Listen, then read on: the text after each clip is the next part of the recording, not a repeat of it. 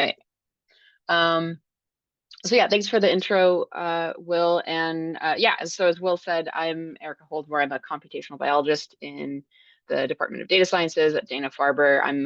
I'm also contained within the Knowledge Systems group. And I wear many hats within that group, working on a lot of different projects.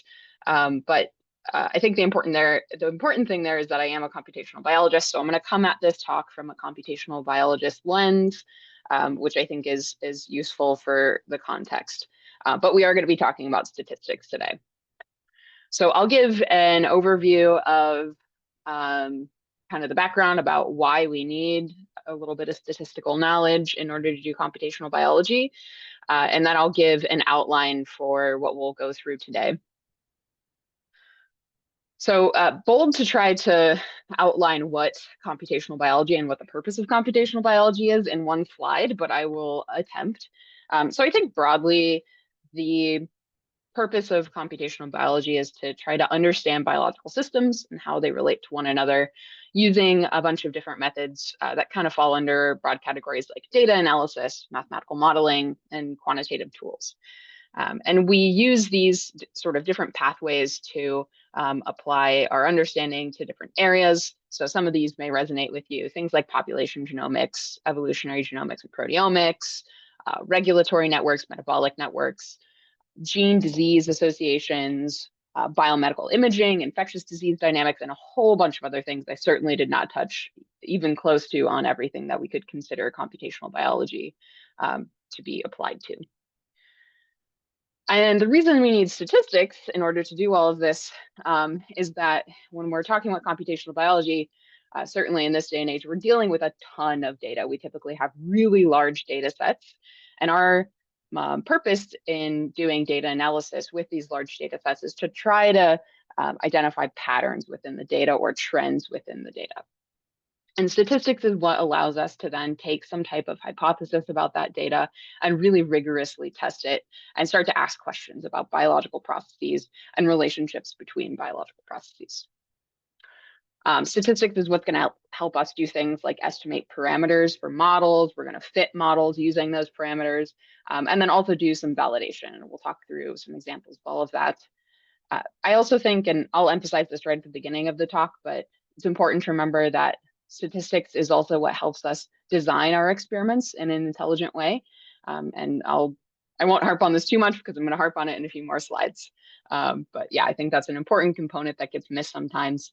And then we can also use sort of prospectively looking into the future, statistics as a method for making predictions about things and also guiding future research directions. All right, so now I will harp on this. So I think all too often we kind of end up in that scenario where the statistician gets brought in after the fact. So the data's already collected, the experiment's been run. Hey, we have some data, like what stats can we run on it? And that is an approach and it can be useful in some contexts, but I think another more holistic approach can be thinking about your statistics before you get started with any of that. This can help provide us with some guidance on how we should design an experiment, and that will relate to things like what should my sample size be? How much should I be replicating within different treatment groups? How should I be handling randomization? What are appropriate controls for my experiment? And then also thinking ahead about stuff like batch effects. So if you're going to be handling RNA extractions or sequencing in batches, how should you be going about doing that? And whenever possible, not just using stats to kind of plan out the experiment, but also planning out the statistical analyses themselves ahead of time can help increase the power of your analyses. And it can also reduce your chances of falling into the category of type 2 error, which we'll review. I know I always need to review type 1 error, type 2 error, but these are your false negatives. So there are sort of two different categories when talking about this. The first are called a priori analyses. You may also hear them called prospective analyses or planned analyses. And these are your very hypothesis-driven analyses. This is what I was just talking about, where you kind of plan out what analysis you're going to do before your experiment. You know exactly what kind of stats you want to run. It's a very thoughtful way of designing your research, but understandably, this is not always possible. Sometimes you are the stats person who gets brought in after the fact, and you have data that you want to work with, and it's still very possible to do that. Or sometimes you're trying to take some big data set from some larger initiative and ask questions about it after the fact, after it's already been collected. And those are totally fine too. So those are referred to often as post hoc analyses, or some people call them posteriori or unplanned. These can be more exploratory in nature, though not necessarily. They can still be hypothesis driven. And they're really great for providing insights and generating new ideas. The important thing to remember is that if you're doing these type of analyses, typically you're going to fall into a category where you're going to have to do some multiple comparisons, and you'll want to adjust for significance value. We're going to talk about all of that later in the talk. So if that doesn't make sense to you in this moment, totally fine. We'll do a refresher on it. And then the other thing you want to keep in mind is that these types of analyses need to be interpreted with some caution. That's because if the experiment was not designed necessarily with the analysis in mind or with that particular question in mind, you just have to be a little thoughtful about how you interpret things, given that certain controls may not have been in place with these certain analyses in mind. The one big area where I just always kind of want to highlight this, that's super not advised to do this kind of stuff, is if you're ever handling randomized clinical trial data and you're trying to estimate treatment effects. I don't think this really often comes up, but just in case, people get their hands on all sorts of data and they try to do all sorts of things, I would not advise this type of analysis for that. So here's your quick refresher on type 1, type 2 error. So there are two groups of things that are not an error. So that would be if you have a null hypothesis that is a true null hypothesis and you accept it, perfectly fine, not an error. Also, if you have a false null hypothesis and that is rejected, also not an error. So that's that little top left and bottom right corner. But the two types of errors that could possibly be committed in the world of statistical hypothesis testing is, first, if you have a true null hypothesis and you reject that null hypothesis. So this is that type 1 error, also known as a false positive. And then if you have a false null hypothesis and you accept that, this is what I was just talking about as type 2 error or a false negative. So just a little refresher and a useful visual for coming back to that. Before we get started, this concept will come up again, so it will continue to be refreshed throughout the workshop. And then also, just refresher number 2. A p-value, we talk about p-values a lot, especially when you talk about hypothesis testing, but I think remembering what p-value actually is and what that means is important. So p-value is simply the probability that you have observed a particular test statistic based purely on chance for a particular distribution. So what's the likelihood that for whatever test you're running, so whatever test you run is going to have a test statistic associated with it, that you observe that test statistic purely based on chance. You could interpret this as what is the probability of a type 1 error or one of those false positives? How likely is it that I'm getting a false positive? So refresher number 2, this is what a p-value is. All right. So the rest of the workshop will kind of go through this outline. I have built in a couple of breaks. So if you really need to refresh your coffee or go to the bathroom, I have some breaks built in. There are activities throughout. And before we get started, I think I will probably, yeah, let me pull up. So the activities, I think everybody should have seen in the email that we're going to be going through some R-based activities, and I can show you where to find those. So there is, as you saw on the first page, a GitHub associated with this workshop. That'll do.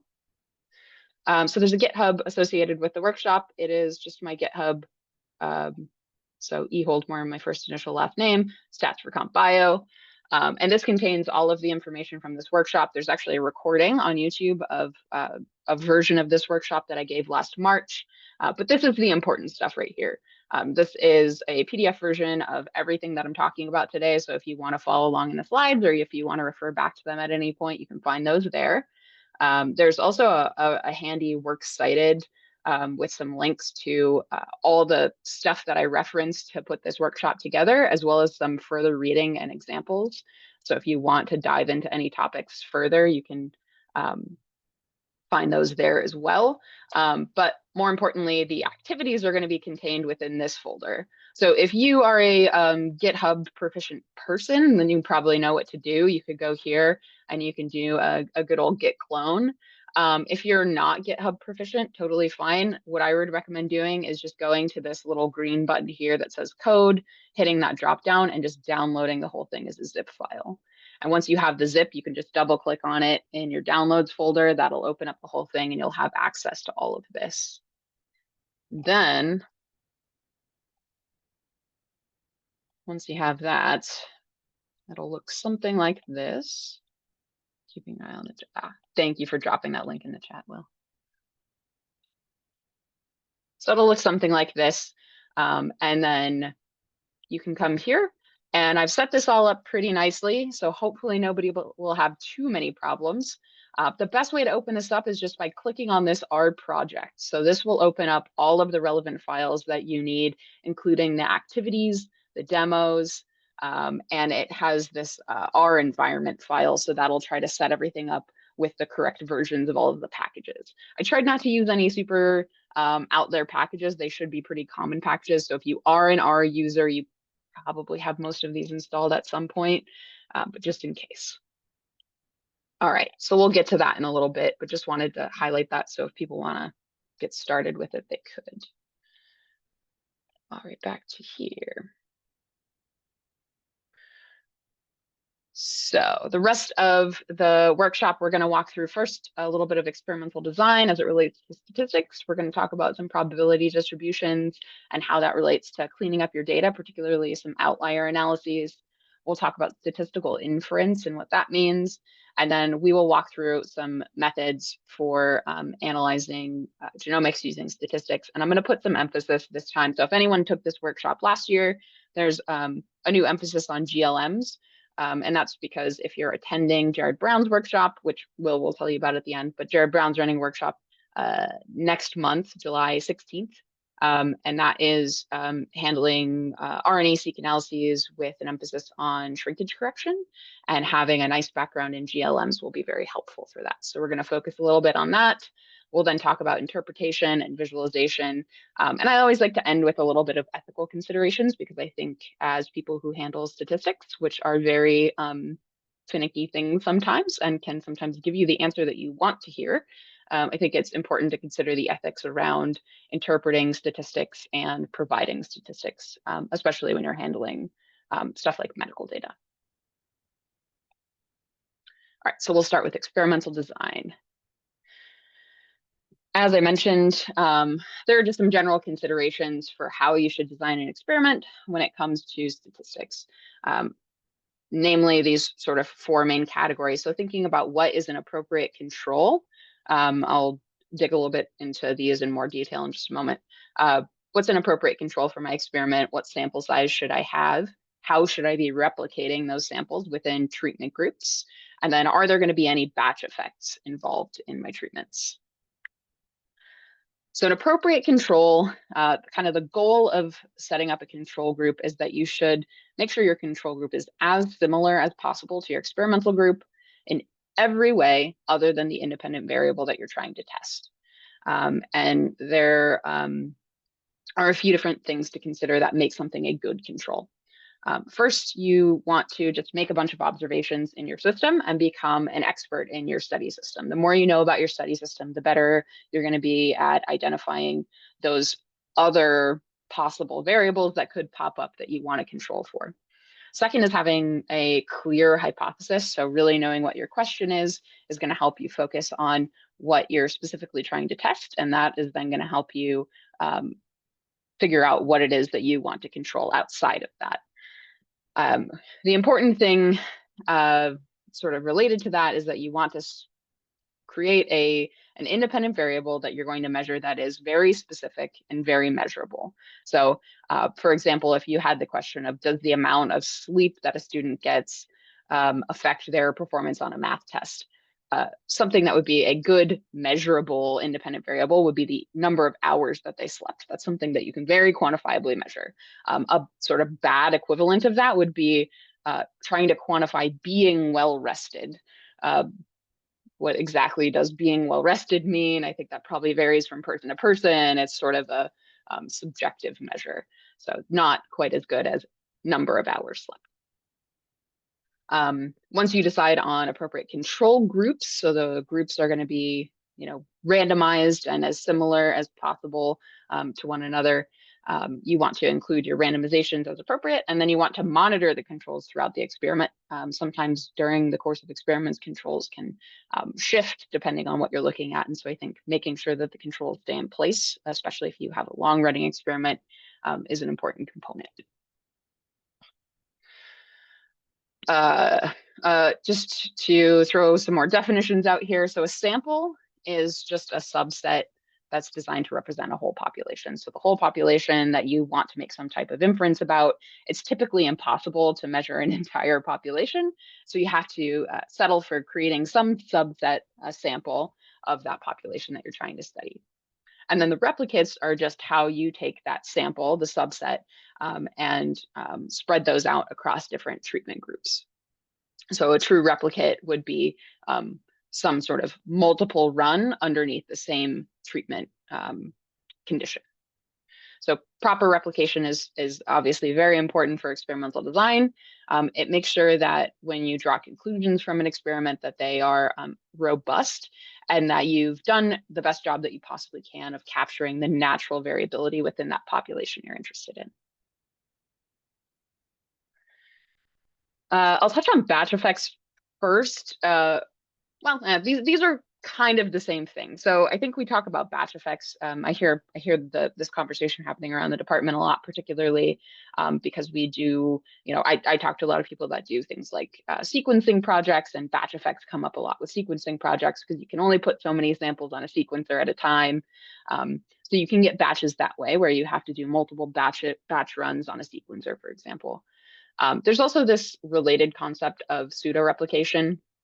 And I'll just read the exact definition from Hurlburt, who sort of came up with this idea of or coined the term pseudo-replication in 1984. So this is just the use of statistics to test for treatment effects with data from experiments where treatments were either not replicated, even though your samples may be. So this would be, I don't know, if you had 3 different treatments and you have 3 different samples, there's no true replication within the treatment groups, or your replicates are not statistically independent from one another. So the example that's given here is that if you're you're doing a study where you're looking at blood pressure, and you're going to take a participant's blood pressure before they're given some type of drug, and then you're going to take the blood pressure again 10 minutes after receiving the drug and 60 minutes after receiving the drug. So you've taken 3 different measurements from the same individual, and because they're coming from the same individual, they're not truly statistically independent. Now, there's nothing wrong with this, but it just needs to be statistically accounted for. And typically what you would do is for any type of test, so the type of test you want to do is going to depend on the type of data you have, and the design of your experiment. We'll get into that later on. But most tests have what's called a repeated measures version of that test. So there's nothing wrong with doing these sort of repeated measures designs. It's just needs to be accounted for statistically. And then power is something that we'll get into in just a moment. So this is actually going to be our first activity. We'll talk about doing power analyses. So the power of a statistical test is the probability that that test will reject a truly false null hypothesis.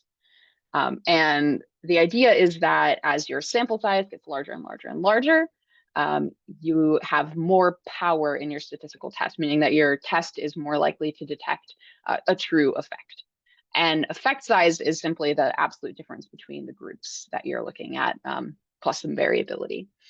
The effect size, I think there's really some system knowledge that goes into thinking about what type of effect size is meaningful in your study system. But these are kind of a rule of thumb value, and we're going to use them for the activity that's coming up. So Cohen proposed these cutoffs for different effect sizes. So a small effect, so detecting some really small difference between groups of less than 0.02. That is a small effect size. A medium effect size is anything that's less than 0.15, and then a large effect is something that's, greater than 0.35. So there's sort of these rule of thumb cutoffs. We'll use those for our activity, but I think some system knowledge also helps in understanding what effect size is actually meaningful for your system. All right.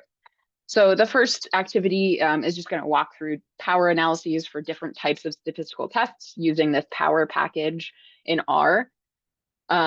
Basically, the way that all of these are designed is that there are 4 different parameters that you need to run the test: effect size, sample size, significance level, and power, and as well as typically the number of groups that you have.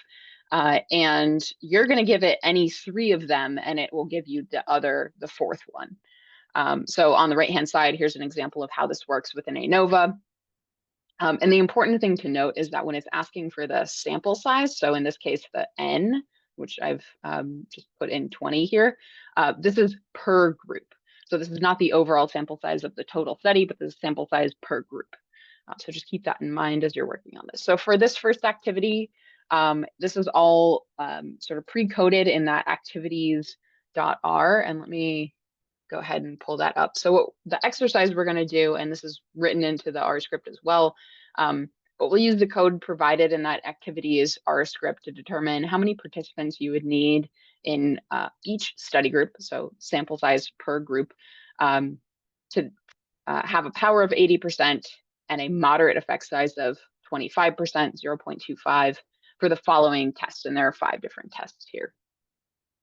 So let me pull up my R script.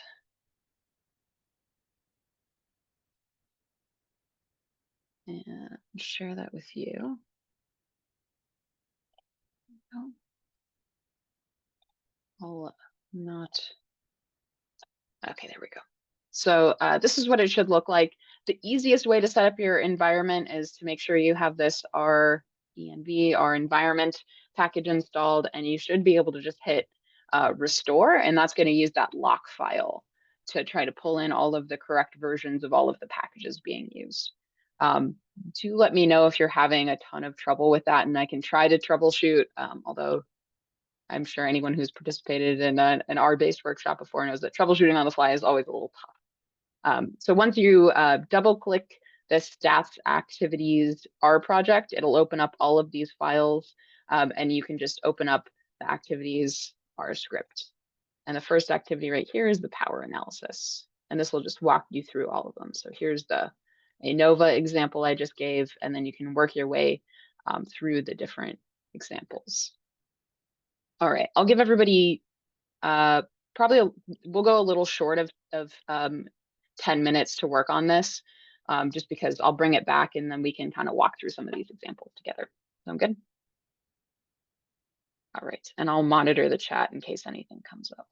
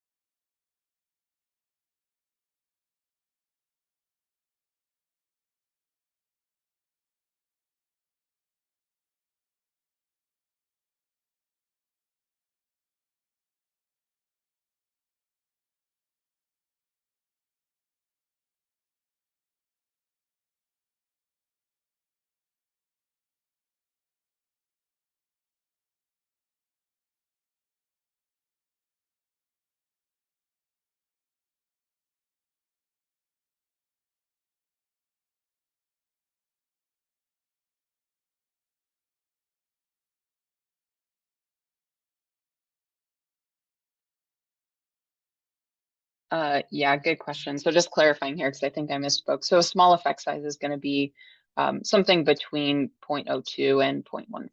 So it falls sort of smaller than a medium effect size, but greater than zero, because obviously something closer to zero would be no effect.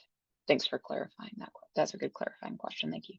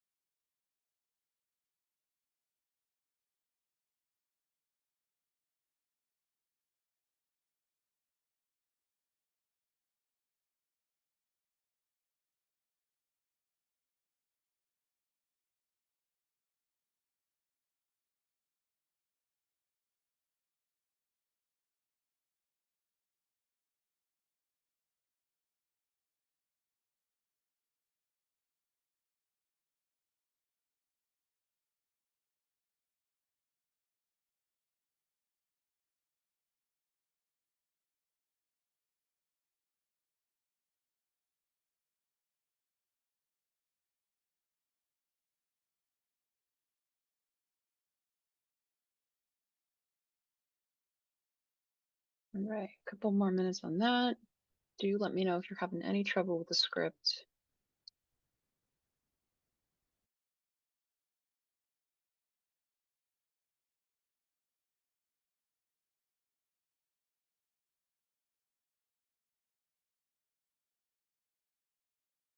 A couple people with installation issues for Rend, but I'm working on it. Okay.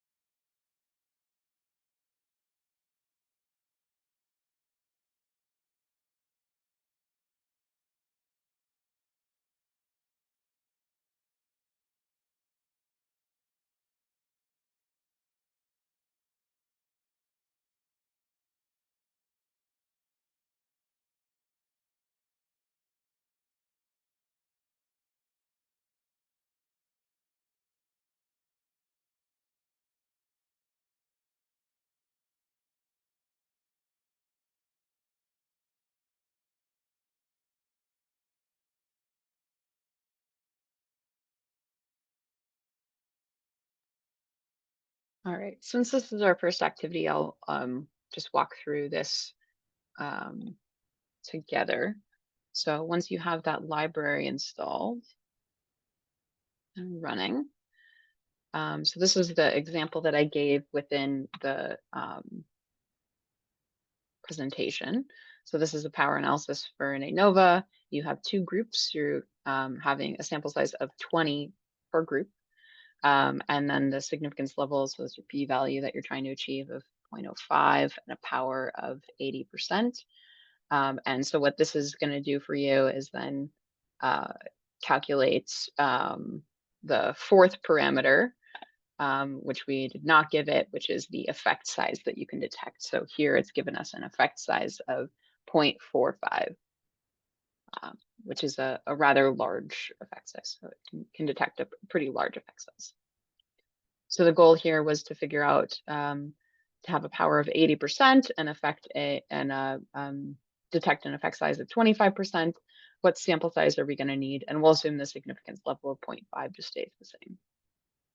For anyone who's a little bit new to R,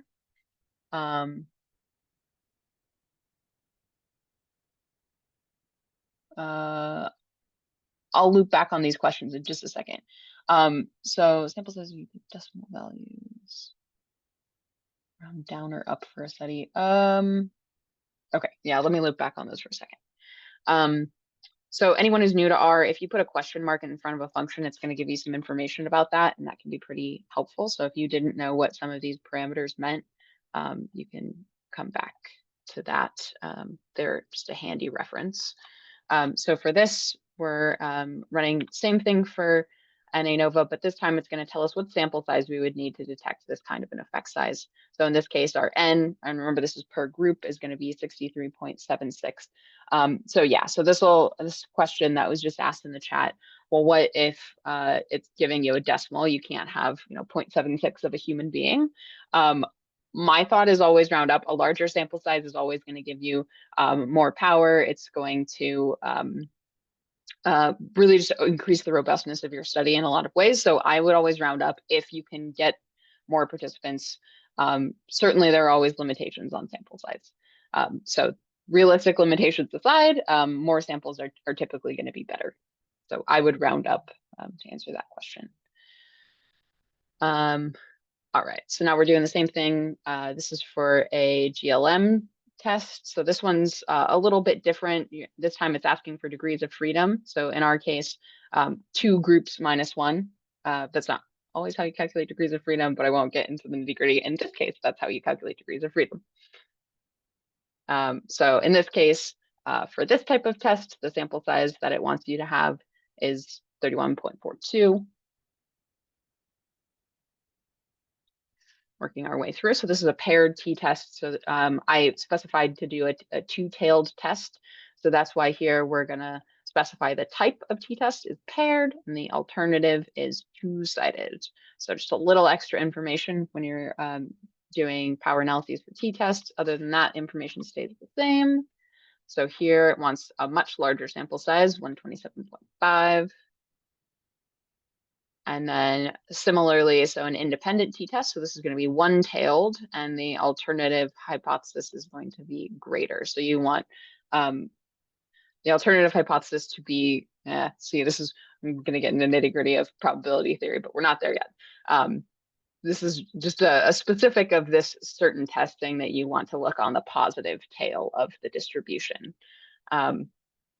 Otherwise, everything is the same. The other kind of fun thing you can play around with, so this one, it actually asks you to specify because it wants you to say that not just that you have 2 groups, but that are your groups evenly split? So is your total sample split evenly between those 2 groups? So we'll just assume that it's even, but if you wanted to or had time, you could play around with not splitting those evenly. Then, so this one was a little flipped, but so this gets you pretty close to a power of 80%.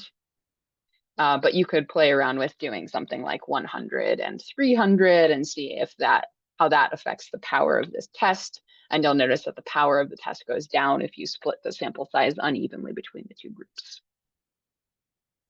Last one's our chi-squared test. This one is pretty straightforward. same as the others. And this one suggests a sample size of 125.58. All right, we survived our first activity. Thanks, everybody. All right, so going back to the PowerPoint, I'll just refresh because there was a question of what does that 80% actually mean? So shifting back here. So let's take it back one slide. So power is a probability. So that 80% or 0.8, that's the probability that your test is going to reject a false null hypothesis. So in this case, that's what that 80%, there's an 80% chance that your statistical test, whatever you were looking at there, an ANOVA or a chi-squared test, is going to reject a truly false null hypothesis. So that's what that 80% power means to that other question in the chat.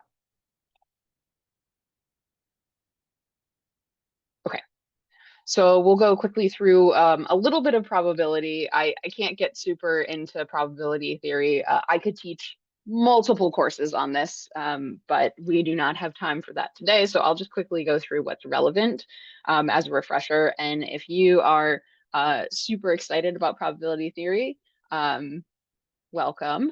And there's a bunch of stuff on the course GitHub or suggested readings on probability.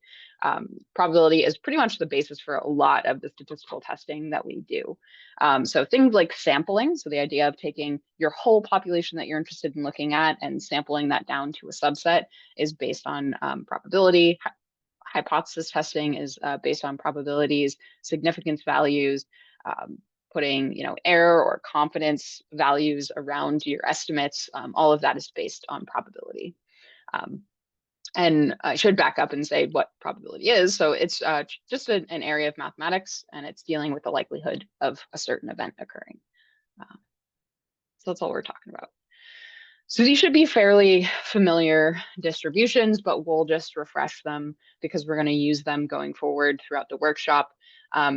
In statistics, we're using probability distributions to model variables, random variables, and quantify uncertainty. That's mostly the use of those distributions in statistics.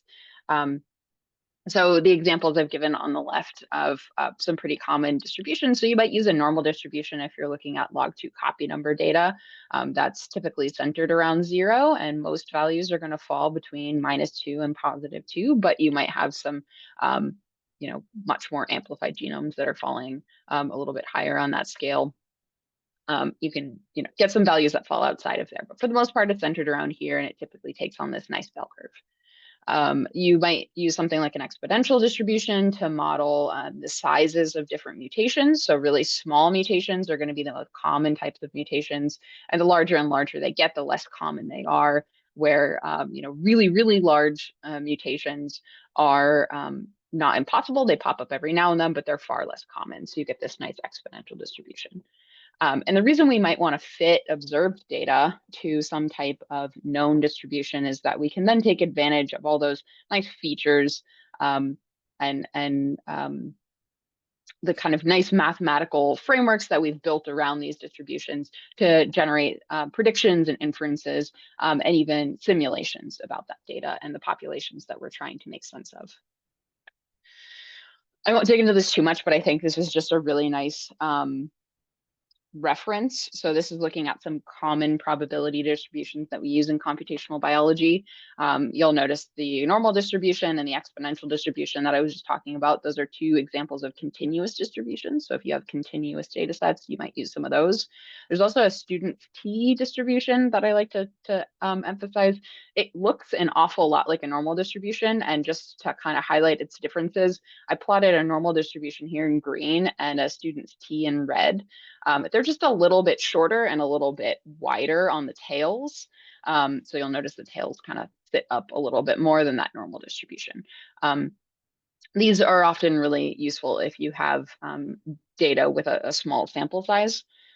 So just sort of emphasizing that as an alternative to normal. If you have some data that's not necessarily fitting a normal distribution, you might want to look into a student t. Also given a couple of examples of discrete distributions, so Poisson, which we'll talk an awful lot more about when we get into GLMs, as well as binomial, which we'll also talk more about. So these are if you have discrete values that are being distributed, you might use one of these two different possible distributions. Okay, so to just refresh our minds a little bit about some concepts related to probability distributions, I'm going to encourage everyone to check out this website. So it has 3 different components. The first is going to just go through this idea that a distribution is just something that we're using to model random variables. The second will then let you explore basically what we were just looking at here, but with a lot more examples of different types of discrete and continuous distributions. And then this last part is a nice refresher on the central limit theorem, which you may not have heard in a minute or two, that phrase, but it's what a lot of statistics is based around. So just clicking around in here, they have some really fun visuals. I'll go ahead and pull it up as well.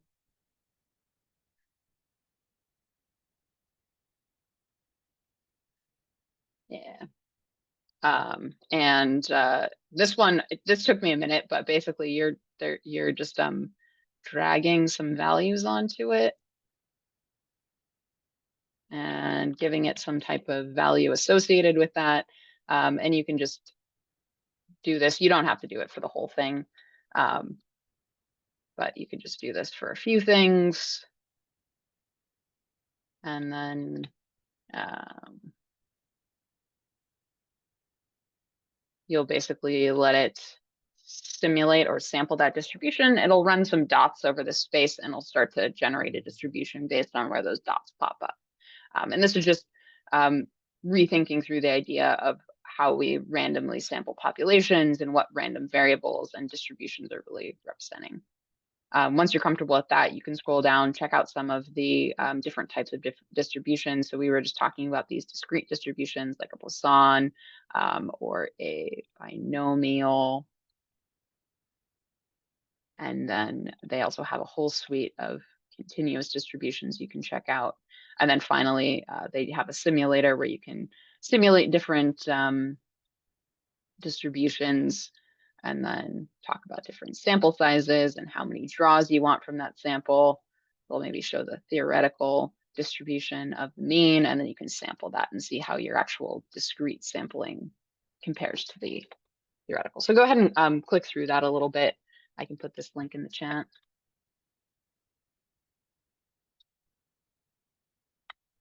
And I'll give everyone like 5 or so minutes just to click around in there, refamiliarize yourself with some probabilities.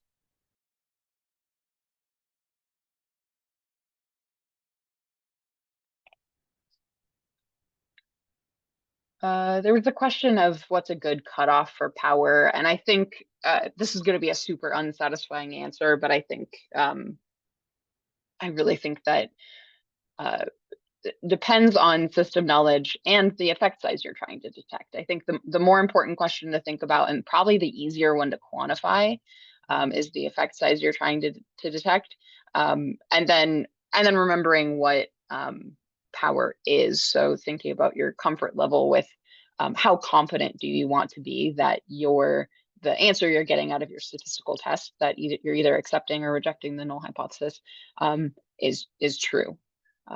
So, the higher the power, the better. But we're, of course, always limited in the number of samples that we have and how we can distribute those across different groups. So within the limitations of your experiment and the effect size that you want to detect, I think doing your best to get that power as high as possible is optimal. But we're always limited. Erica, could we? Yes. Just on that thought, I think the other thing to remember about power is, so if power is 80%, 1 minus that is 20%, and that's your type 2 error. Right. So that's another way you can think about it. Where do you want the probability of your type 2 error? Where do you want your type 1 error when you're designing an experiment? And then sometimes that drives your choice of power. And then, like you said, sometimes after that, even if you want 90% power and 10% type 2 error, if the experiment is cost prohibitive, then at a minimum, 80% power, I think, is stereotypically the minimum for most experiments. Yes. Thank you, Anna. I appreciate that. Anna's a much more seasoned statistician than I am, so I appreciate your insights.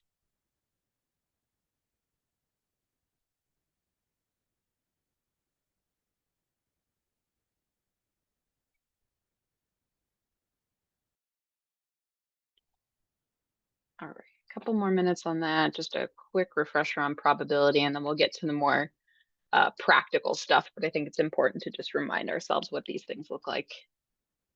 I also added this resource. This is all on the GitHub as well. But this is just a really simple website that walks you through a bunch of different distributions. So if you're ever wondering, what distribution does my data look like? You can always click around. There are a ton of these different websites, but it never hurts to kind of look at some different distributions and think about what might be appropriate for your data.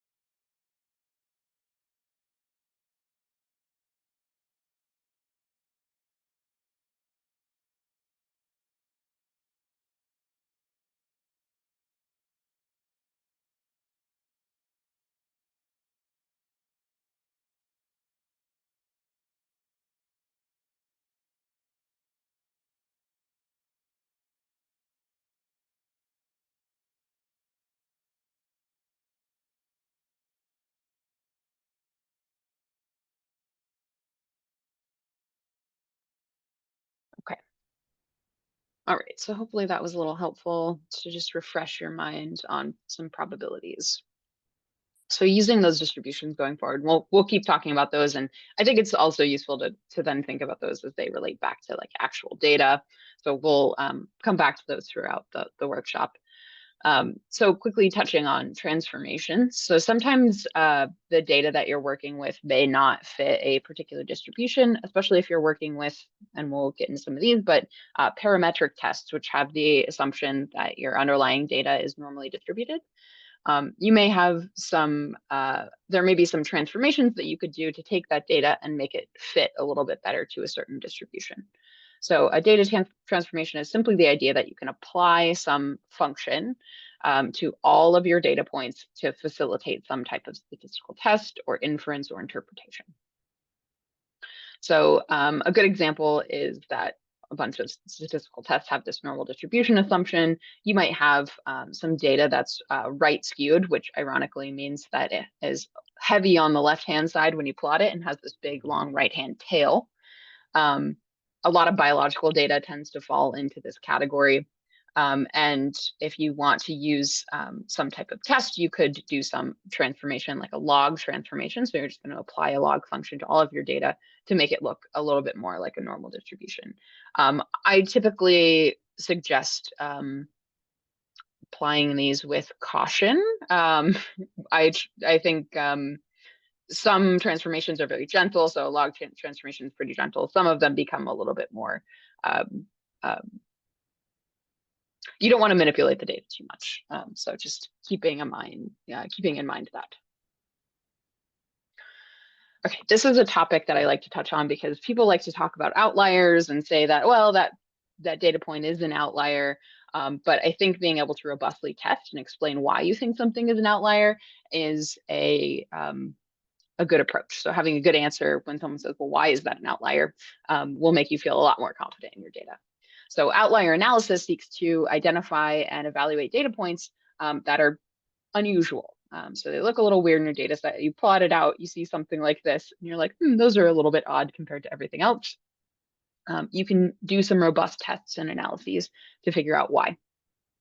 There are a lot of reasons why you might end up with outliers. So you could have some type of experimental error. Maybe those were supposed to be in a different group. Maybe there was a measurement error. Maybe the instrument you were using was having some calibration issues or something. You get these points that are really different from the rest of your data. You might just be working with a system that has a ton of noise, and sometimes that just happens. Or it could be something genuinely biologically interesting. So these might really just be biologically very, very different. So here I'm kind of highlighting this example as a log2 copy number ratio. So maybe these are just really amplified sections of the genome. And you would want to know that. That's true biological information. But if you're trying to apply certain tests, you may just want to keep these in mind. So there are sort of 3 different large umbrellas under which these outlier analyses methods fall. The first are descriptive. So this is just doing stuff like plotting. You might just want to make a box plot like this one on the right-hand side, and it'll take those potential outlier points and plot them differently outside of the box than the others. You can also do, you can calculate the interquartile range. So that's just telling you how much of your data what bulk of your data sits in the middle of the data set, in that middle 50%. We're going to walk through an activity that actually does this. And then there's a Tukey test that you can do that basically sets up what is an acceptable range for my data, give it a little bit of wiggle room. What's an acceptable range for my data, and which of my points fall outside of that? And the activity that we'll walk through shows you exactly how to do that. There are also some significance tests that you can use. I've given just an example of 3 kind of common ones people like to use. There's a Grubbs test, a Dixon's test, and a Rosner. The activity we walk through will do a Grubbs and a Rosner test. One important thing to keep in mind is that these first 2, so descriptive and significance tests, these are typically good for univariate data. So if you have complex multivariate data, you're going to want to probably go for something like this third option I'll talk about in a second. But if you're dealing with one variable, these approaches typically work. The other thing with these significance tests is that many of them, so the Grubbs test we'll look at in a moment, it can only test one outlier at a time. So this is just going to say, hey, your highest value of 9 might be an outlier, whereas the Rosner test will actually, you can tell it how many points you would like it to test.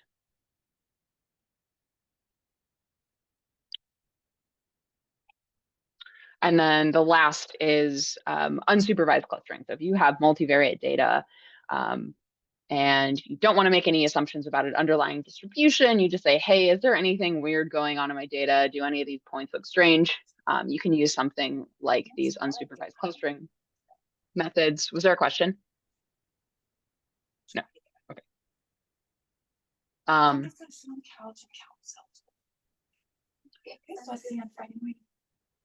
Was there a question or no? Okay.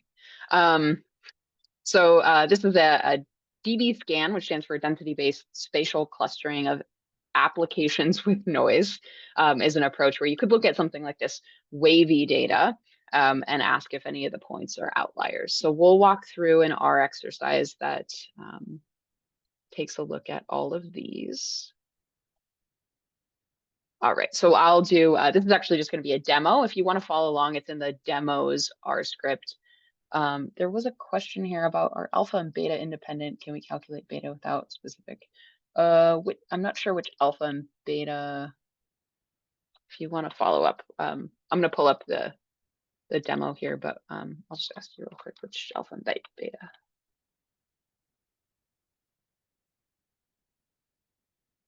All right, so I'm going to pull up my R demos.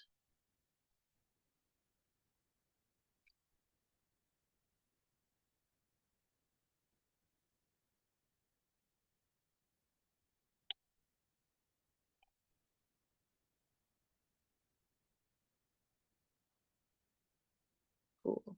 Okay. So same here. If you need to reinitialize the R environment, hopefully everyone's okay now. But this is just a demo, so I'll walk you through it. No need to, if you want to follow along, please do. Otherwise, I'll just show you everything right here. So this first line is just setting up random seed numbers, and then we're going to generate some normal distribution. And then I'm just going to do a finicky little thing here and just add a couple of outlier values manually so that we know they're there. So we can plot these out And the example I'm giving here is just log2 copy number ratios. So you'll see most of the data falls between between -2 and +2. And they're pretty much centered around 0. So one possible way we could look and see, are there any outliers, is to just go ahead and make a box plot of that data. And the first thing you'll notice are there are 2 points that fall way out here on the end outside of the box. So already something a little suspicious and maybe interesting going on there. The next descriptive methods would be to calculate your interquartile range. So this is just a matter of calculating Q1, Q3. So you can take a look at what those are, and then you can calculate IQR just using this IQR function. And now we're going to do what's called a Tukey method. So this is just taking a multiplier of 1.5. This is just sort of canonically the multiplier that's used for the Tukey method. And it's saying, okay, anything that is Q1 minus my interquartile range times my 1.5 multiplier, that's my lower bound. So that's the lower boundary of data that I find acceptable. And then same thing for Q3 plus the IQR times that multiplier. So that's going to be my upper boundary of what I find acceptable. So that creates some boundaries around my data that I say, okay, any data falling in between these seems fine to me. Anything outside of that, maybe I should take a look at. We'll bind all that together in a data frame, and then we'll make a nice GD plot. So those boundaries that I just created are the 2 dashed lines here, so my upper and lower. And you'll notice even within the normally distributed data, you do have quite a bit of variability. So there's 1 point that's almost outside of it down here, but still falling within our acceptable range. But there are those 2 points that are falling way up here. So those are just some visual ways that you might want to go about assessing your data for outliers. You can also do the 2 different significance tests I mentioned. So a grubs, this is just going to test 1. So this won't be able to capture both at the same time. But it does give you this nice sort of written output. So it'll give you a p-value. In this case, it's much lower than 0.05. So very, very small p-value. And it says that your highest value of 9, so this point way up here, is likely to be an outlier. But it doesn't tell you anything about this other value of 8. So it's a little bit limited in that sense. But the Rosner test, same thing. So you can just feed it the data, and then you can tell it how many points you want it to test. So I just gave it a K of 5. So hey, test out 5 points in my data set. The 5 highest points in my data set are those outliers. It gives you a ton of output, which I won't dig into too much. But the important thing, and probably the overall thing that you want to notice here, is that so it tests out each of those 5 points. It gives you some test statistics for them. And then this last column says outlier, true or false. And in this case, it's been able to detect not one, but both of these potential outliers here. And it said that the false, false, false for the other 5. So this is just another way that you may want to detect something like this and then go back and assess your data, figure out where those came from and what might be going on with them. And the last one is that DB scan approach. So this is the unsupervised clustering approach. We'll generate what I'll just think of as some like temperature data over time. So we'll give it a time sequence and some temperatures, and then we'll stick some weird little outlier values in there. If we plot that out, this is what it looks like, our nice wavy data, but there's some strange points here that we may want to take a look at. And so we can run this DB scan function, and we're going to give it our data plus 2 different values. So the first is epsilon, and this is basically both of these parameters are just saying, how should I do the clustering? The first one just says, how densely do points need to be clustered together in order to be considered neighbors? And then the second one, this minimum points, is how many neighbors does a point need to have in order to be considered the core of a cluster? So we'll just run this, and this is pretty tame data. So what it's going to tell you is, hey, we generated 1 cluster, and we found 2 points that might be noise or outliers. And just to make this really visually obvious, I'll go ahead and use those results to generate a plot showing you that these 2 red points were identified in the DB scan results right here as potential outliers. So it's able to flag those. And again, you just may want to go back and figure out what's going on here. Maybe your temperature sensing data, your temperature sensing equipment sort of had a little issue there or something. I don't know. All right, so robust ways of testing for outliers. Some further information here. This is all on the GitHub.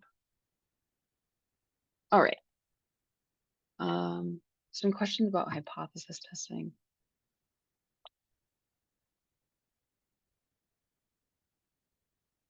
Beta to find power. I'll loop back with you on this power related question when we have a break in a little bit. So I'll loop back on this question in a minute. Okay. So get ahead of myself. So one of the most common things that we probably want to do when it comes to using statistics is comparing two or more sets of samples. So you have two groups, healthy and diseased tissues, or patients who received a treatment versus patients who received a placebo, something like that. And if you were to just take the difference between the means, you're not accounting for the variability in those two groups. And the risk you run there is that some difference that you see could be purely due to chance. So if there's a small difference between the groups, well, what's to say that based on the variability, the natural variability that's in place, that those differences aren't just simply due to chance. So this is where hypothesis testing comes in. And really the basis for it is this question of, is the difference that we're observing between our groups comparable to the difference that we would see purely based on chance? Again, we're trying to make inferences about a whole population. We could never measure a whole population. So we have to sample individuals from that total population. And that sampling process inherently is imperfect. We're getting variability in there. And so we want to make sure that differences we're detecting are truly based on and informing the hypotheses that we have about the system and aren't just based on randomness. Hypothesis testing is just a fundamental process that we use to make inferences about a population from our sample data. And this is really just a cyclical process. So this is going back to like high school, middle school, but I think just important to remember that this is an iterative cyclical process where we form a hypothesis. We're going to choose our statistical test and then collect data. We'll calculate those statistics and interpret those. And then we can use that interpreted information to go back to the beginning and inform new hypotheses and generate new ideas for experiments. So as I was talking about, you're taking a whole sample, a whole population, you're trying to make inferences about it, but you're doing this sampling, which is inherently a little messy. And so we refer to that as uncertainty. This is just how much of your estimate from your sample might differ from the true value within the population. It just arises from the fact that your sample is trying to make inferences about a population. Uncertainty can happen for a lot of different reasons. This could be errors in your measurement or errors in reporting, maybe something just got written down incorrectly, or it could just be real variability that's occurring within your population. I'm going to skip over, this demo for now, but if you have time to, you want to click through this little applet, this does a really nice job of just illustrating how messy this process can be, where you're taking samples from a population and then trying to construct a distribution from there and ask questions about it. So how do we quantify this uncertainty that we have when we take a sample from a population? So some common methods and certainly things that we've all heard of and talked about are variance, standard deviation, and particularly standard error, because standard error is basically just taking standard deviation and then accounting for your sample size. We can also place confidence intervals around a lot of our estimates. So most statistical tests have a way of calculating some type of confidence interval around that estimate. And one really important thing that I like to emphasize, I think there's sometimes is a misunderstanding in what a confidence interval is telling you. So there are sort of two different ways you could phrase this. A 95% confidence interval has a 95% chance of containing the true mean, or there's a 95% probability that the true mean lies within the interval. Does anyone want to take a stab at which of these is like the correct statistical way of thinking about confidence intervals? I know they seem very subtly different, but they are in fact different.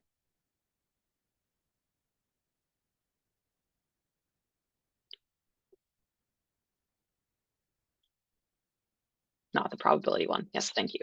Correct.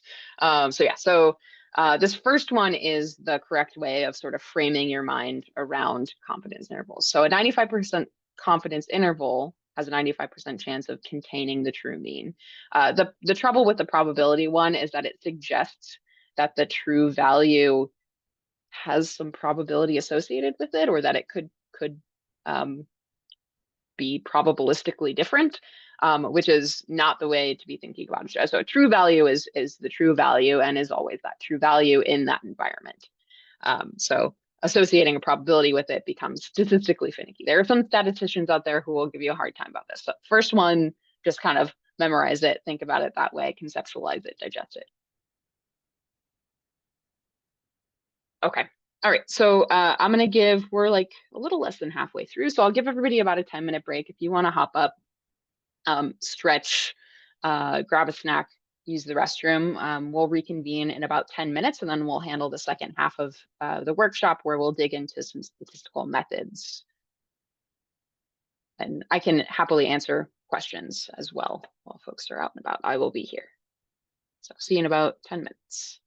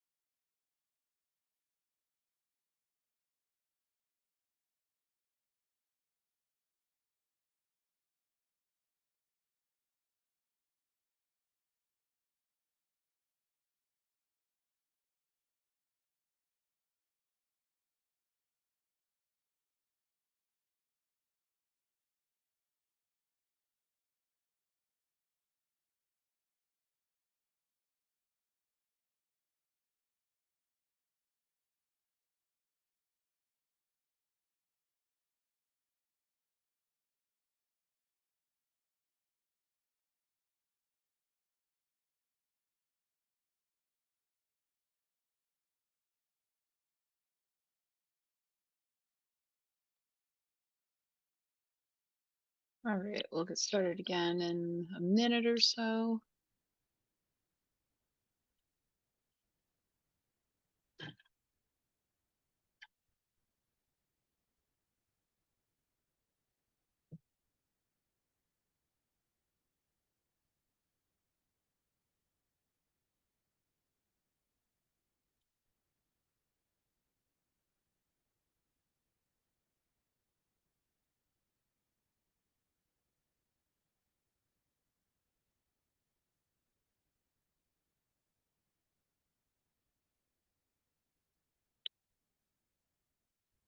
Okay, all right, I'll start, hopefully as people are coming back, I'll just start talking through the next section here. So, as you can tell, this is a giant topic. It's tough to do in 3 hours. Normally something I would teach over the course of, a semester or two. But I think the idea here is to give you a practical overview, and make sure that if you have questions and you want to know more information, that you have some resources that you can take a look at. So we're going to walk through some statistical methods that you may want to use. We're going to review some stuff you probably haven't heard in a little bit. This is by no means exhaustive. We're not getting into nitty gritty. There are a ton of other workshops being offered that are on some really specific methods, but this is just to give you some just broad overview of things you could do and when you might want to apply them. So there are sort of 2 common regression methods that you may come across, those being linear regression, logistic regression. I think largely these can be split up in your mind as linear being commonly used for continuous response variable, whereas logistics used for discrete response variables. So an example of that could be if you're looking at like gene expression data, that would be more linear, continuous data, whereas if you have some sort of binary outcome, like responder or non-responder, alive or deceased, those are going to be more discrete variables and more appropriate for logistic analysis, logistic regression. These get set up pretty simply in R. And the idea here is that you have some data where the independent and dependent variables have a linear relationship with one another. So when you plot them out, they kind of fall neatly along this line. Whereas with a logistic regression, you may have something where you have sort of 2 categories of data. So this is looking at like an HRD score, and is that predictive of BRCA status? So is a patient either non-deficient or deficient? There's really only 2 groups. There's not going to be any data in the middle. And this could be modeled with logistic regression. And what I want to emphasize here from the R perspective is that we're modeling this using a function called GLM, and that stands for generalized linear models. So that nicely shifts into this newer section of the workshop where we're going to do a nice review on generalized linear models. What are they? What are the components of a generalized linear model, and when might you want to use one? So GLMs are non-parametric methods in the sense that they're not going to assume that there's a particular underlying distribution. Other tests, so like a linear model, assumes that the data of the response variable in particular is following a normal distribution, whereas these could take on a number of different distributions, typically from the exponential family. So this is not all of, but this is most of. There are some like odd ones, but these are the typical distributions that are considered to be part of the exponential family. We'll get into kind of what each of the pieces are of a GLM. There are kind of 4 basic pieces in just a second. But the way that it kind of creates this non-parametric setup is through using what's called a link function. And that's what takes the distribution of your response variable, which may not be normally distributed, and connects it to the linear predictors in your model.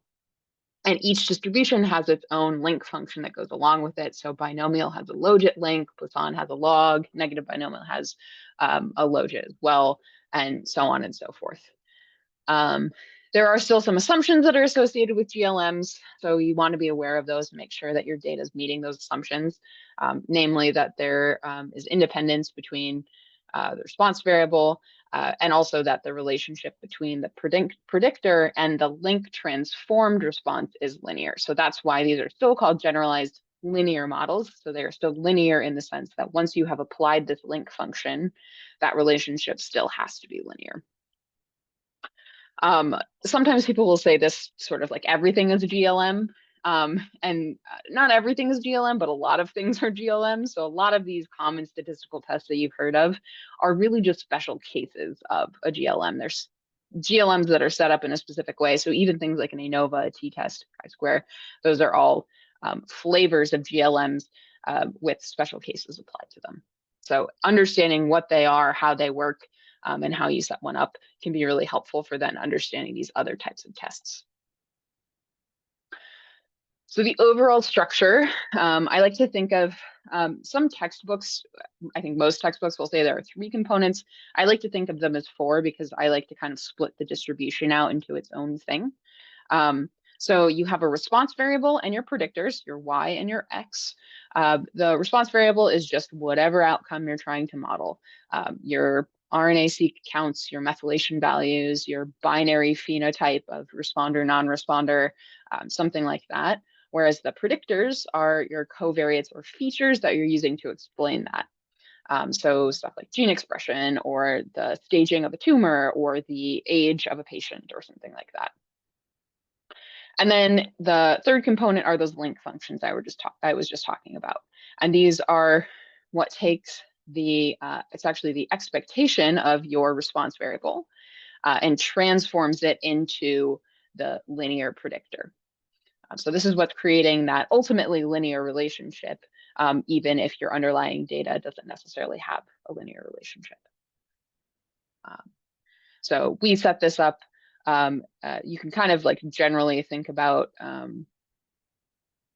you can generally think about how to set up kind of a equation for a GLM as G being your link function. So the link function wrapped around the expectation of your response variable is going to be equal to this fancy looking X, which is your design matrix, and that sort of contains information about your predictors. We'll talk about, we have a whole slide on a design matrix in a second, so if that doesn't make sense to you, it will in just a moment. And then beta, which are your coefficients, your covariates as a vector. There are a few different link functions you could use here. So identity link, typically for continuous data. If you have count data, oftentimes you're going to use a log link. If you have binary data, like binary outcomes, you might use a logit link. Just depends on what type of data you have. There's, for most types of data, there's some kind of distribution and link function.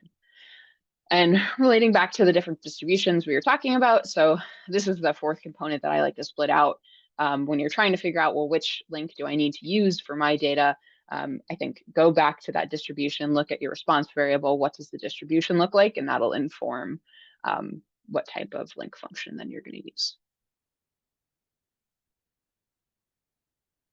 So just giving some biological examples here. Say you want to do some type of differential expression analysis. I'm going to emphasize this one throughout the rest of talking about GLMs in order to set you up. If you're going to Jared's workshop next month, this is going to be super helpful for you. So say you're doing differential expression analysis with RNA-seq data, your response variable is going to be your raw counts data, and your predictors might be the experimental groups that you set up. So say, you know, diseased versus healthy tissues or something like that. Your link function will be a log link. And well, so your link function might be a log link because typically we think of counts data as being appropriate for a Poisson distribution. As I'll emphasize in a second, negative binomial is actually often most appropriate for RNA-seq data. And we'll talk about why that is in just a minute. Some other examples, so you might be doing some type of epigenetic age estimation, in which case you'll have some methylation values, which vary between 0 and 1 and are continuous variables. And your predictor might be age. In that case, you'll use an identity link.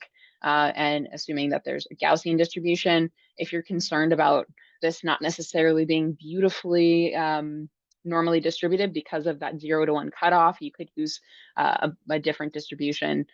Again, that's just how specifically and how carefully you want to model your underlying distribution.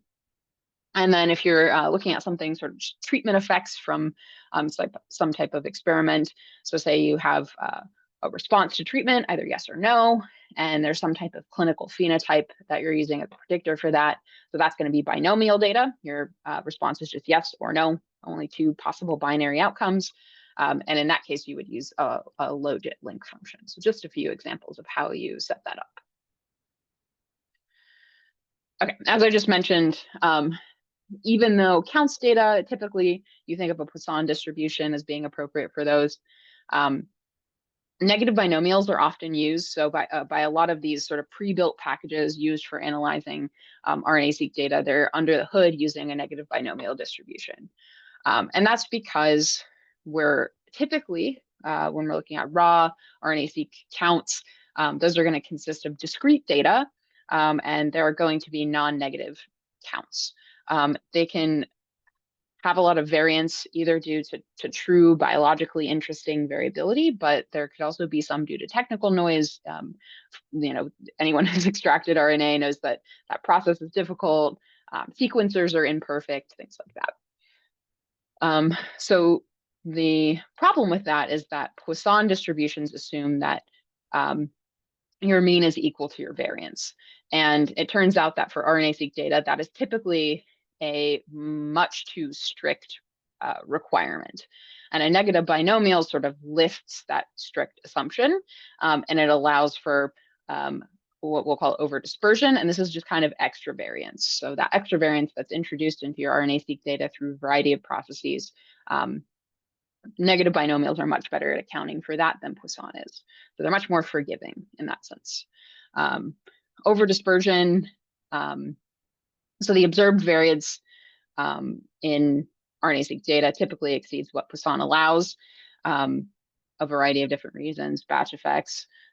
You might have heterogeneity between your samples, different sequencing depths between different sequencing runs, things like that. And you get this little extra dispersion parameter when you're dealing with negative binomial distributions that just isn't possible with Poisson, and it just fits a lot better. So the application here, Jared's going to be using DSeq2 when he talks about this type of stuff. And DSeq2 under the hood is fitting a negative binomial GLM for each gene. So it's doing so with a log linked function, and it's modeling the mean expression per condition in your RNA-seq experiment.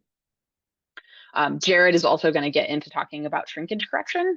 So I'll just touch on that lightly and how that relates to GLM. So this is taking that dispersion parameter for the negative binomial distribution, and it's going to estimate that for each gene, and then it smooths that out or shrinks it across genes. He'll get into a little more specific of what that means, but so that's how it relates to the negative binomial that's going on under the hood. And ultimately, this is just going to increase the power and the stability of your estimates. All right, I said I'd talk about design matrix. So the design matrix is, as the name implies, a matrix, which represents your predictors for your GLM. The rows in that matrix are going to be the samples, and then the columns are going to be your variables. And in this case, the linear predictors, so it's this sort of fancy n is equal to your fancy x beta. So this is what we were just talking about when I was talking about that sort of equation you can use to set up a GLM. So X is that design matrix, as I mentioned, and B are that beta is then the coefficients of the linear predictor. So that's all that is. It's just a matrix. It's your samples by your variables.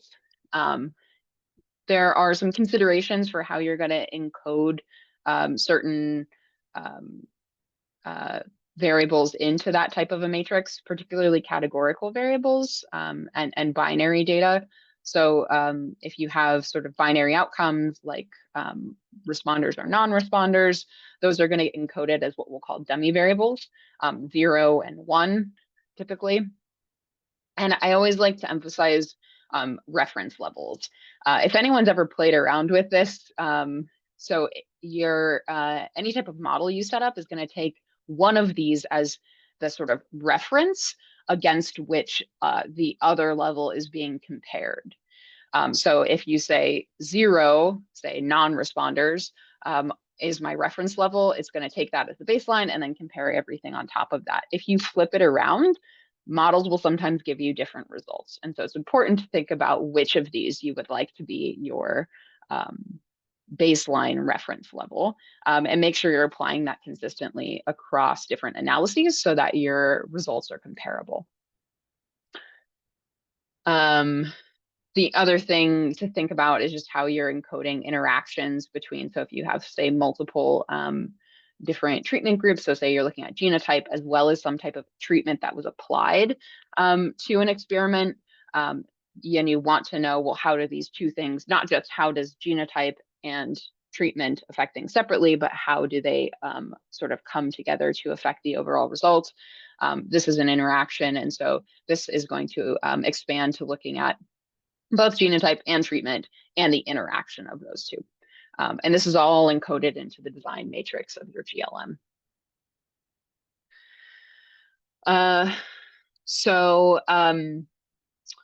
This does apply to DSeq2, and Jared will dig into that, but so the common formula here is that you're gonna have some condition that you used for your RNA-seq experiment, and then there's typically batch effects. And so this is the way, this sort of like interaction term and how you're encoding that into the design matrix. This is how batch effects are accounted for when you're doing testing for differences between your conditions. Each term in the formula then adds columns to the design matrix. So those columns, again, are variables. So every time you're adding a term to the formula, you get new columns, new variables in that design matrix. So it's important to think about carefully how you're setting up this design matrix, how you designed your experiment, and making sure that the design of the statistical test aligns with the design of the experiment, because that's going to make sure that you're interpreting everything, the results of the test correctly, and make sure that you're setting your reference levels correctly, which can have an effect on the interpretation, and it can make sure that you are controlling for any possible confounding variables. Okay, and then on the note of interpretation, so there are kind of two different buckets of interpretation that I like to think about. The first is magnitude and the second is the direction. And you want to think about those not separately, but sort of together. So each coefficient in your design matrix, beta I, is going to represent the effect of a predictor on your response variable. So that effect size, the magnitude, is the strength of the effect of the predictor on the response. The sign is simply the direction of that effect. So was it having a positive effect on the response variable? Did it increase the response variable, or negative? And then thinking specifically back on RNA-seq data, remember that we're using a log link function. So it's important then to think about, as you're interpreting things, your coefficients are represented as log fold change between groups. If that doesn't make an awful lot of sense, there's an activity coming up where you'll kind of get to calculate that log fold change. And I think getting your hands on it makes it make a little bit more sense. But the idea here being that if you have, say, a coefficient that's equal to 1, because this is on a log scale, what that actually corresponds to is a twofold increase, whereas a -1 would actually be a twofold decrease. So this is your log fold change. Just important to think about and keep in mind that link function as you're then interpreting the data. So this is really the basis for how DSeq2 is handling shrinkage. So those raw log counts can be really noisy, especially for any genes where you have low counts or really highly variable genes, which anyone who's done RNA-seq analyses knows these are interesting genes, so we want to have accurate information about them. We don't just want to throw them away because they're difficult to deal with. And so that's why having these link functions that can handle that type of data is important. So DSeq2 is applying shrinkage estimators based on that dispersion parameter. And it takes really extreme estimates and kind of pulls them in. So that's the idea of shrinkage, pulls them in towards zero. And this is just going to improve the reproducibility of analyses. It also helps with ranking genes. So if you're looking for your highly variable genes, things like that, it'll help rank them in a more reproducible and sensical way. All right. And the last component here, so say you've created your model, you're happy with it, you think you're happy with it. How do you really know if you're happy with it? How do you know if you trust this model, if the model fits really well? Well, we can perform some diagnostics to decide how well a GLM fits. These are 3 different flavors of testing out the fitting of a model. So the first is to look at the residuals, which are just the difference between the fitted values and the observed values. So you take the values that were fitted to the model and you take the observed values. The difference between those is the residual. So that's basically just saying how much information is the model not able to account for. This will help you identify points in your data where the model's not fitting well. It'll help you identify outliers, things like that. And in RNA-seq GLMs, the deviance residuals are what's commonly used to think about how well is this model actually fitting my data. There are a couple of different information criterion. So AIC and BIC are popular forms of other types of ways of kind of comparing different models.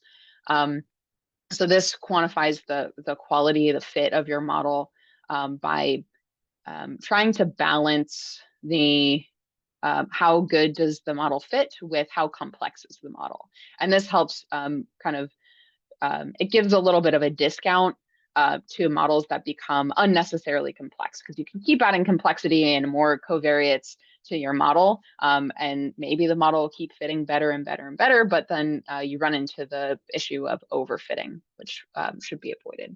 So in these different metrics, a lower value is considered to be a better model.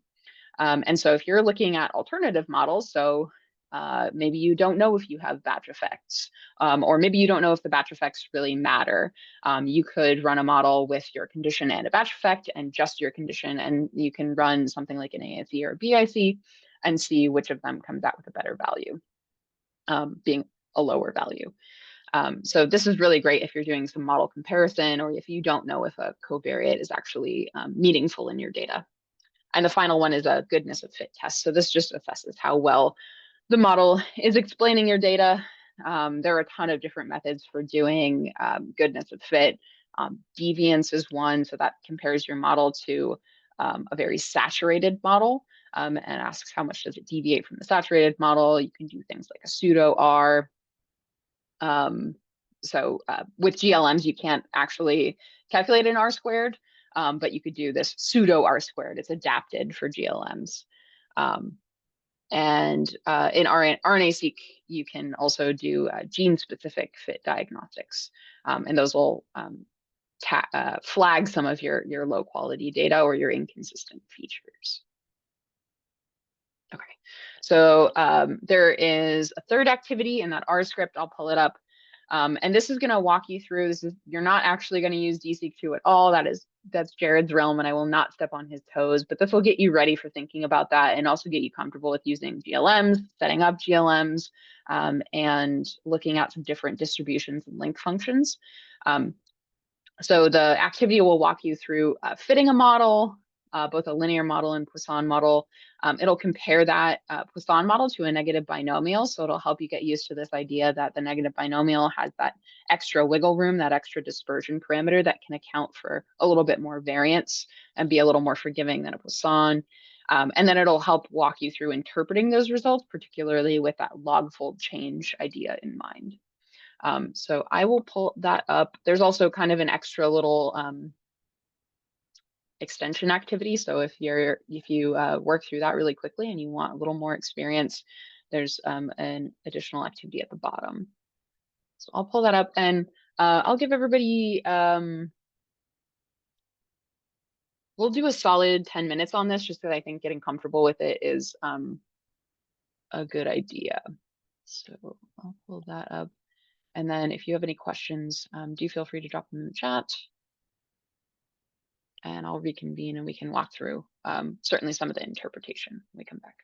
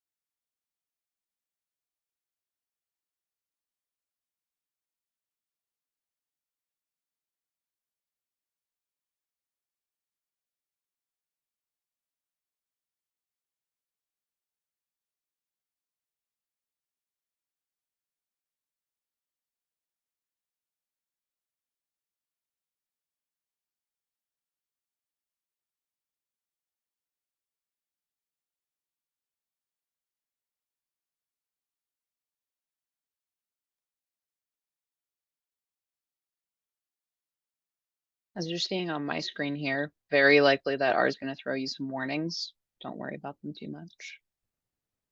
Sometimes it just likes to talk back. Sometimes they're meaningful. Keep an eye on them, but in this case, just don't worry about it too much.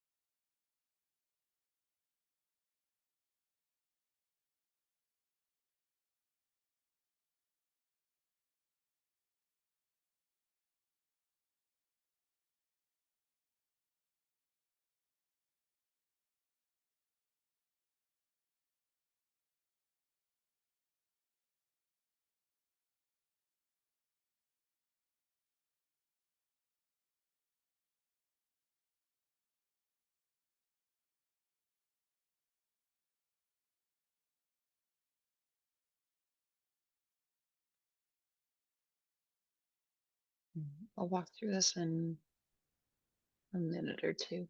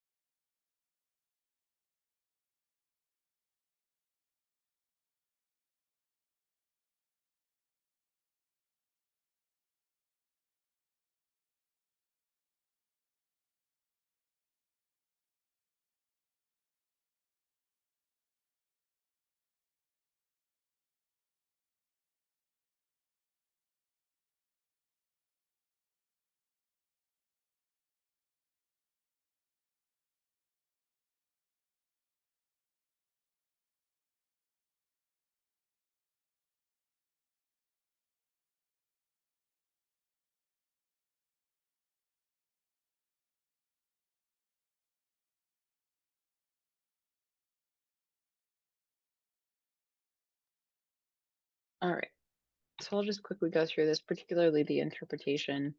The beginning of the script just sets up, does some random sampling, creates a fake data set where you have two different groups, a control and a treatment. Each of them have 30 samples. And this is just some counts data that's intended to simulate RNA-seq count data. So set that up in a data frame and you generate these box plots which show the distribution of those counts for your control versus the treatment group.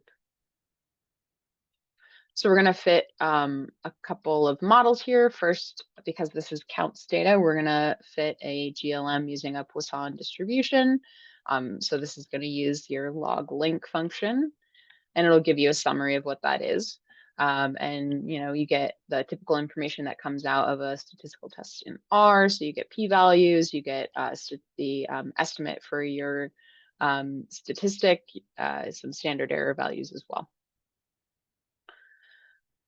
And then we can look at the sum of the residuals in order to, this is basically a metric that's telling us how much dispersion we have.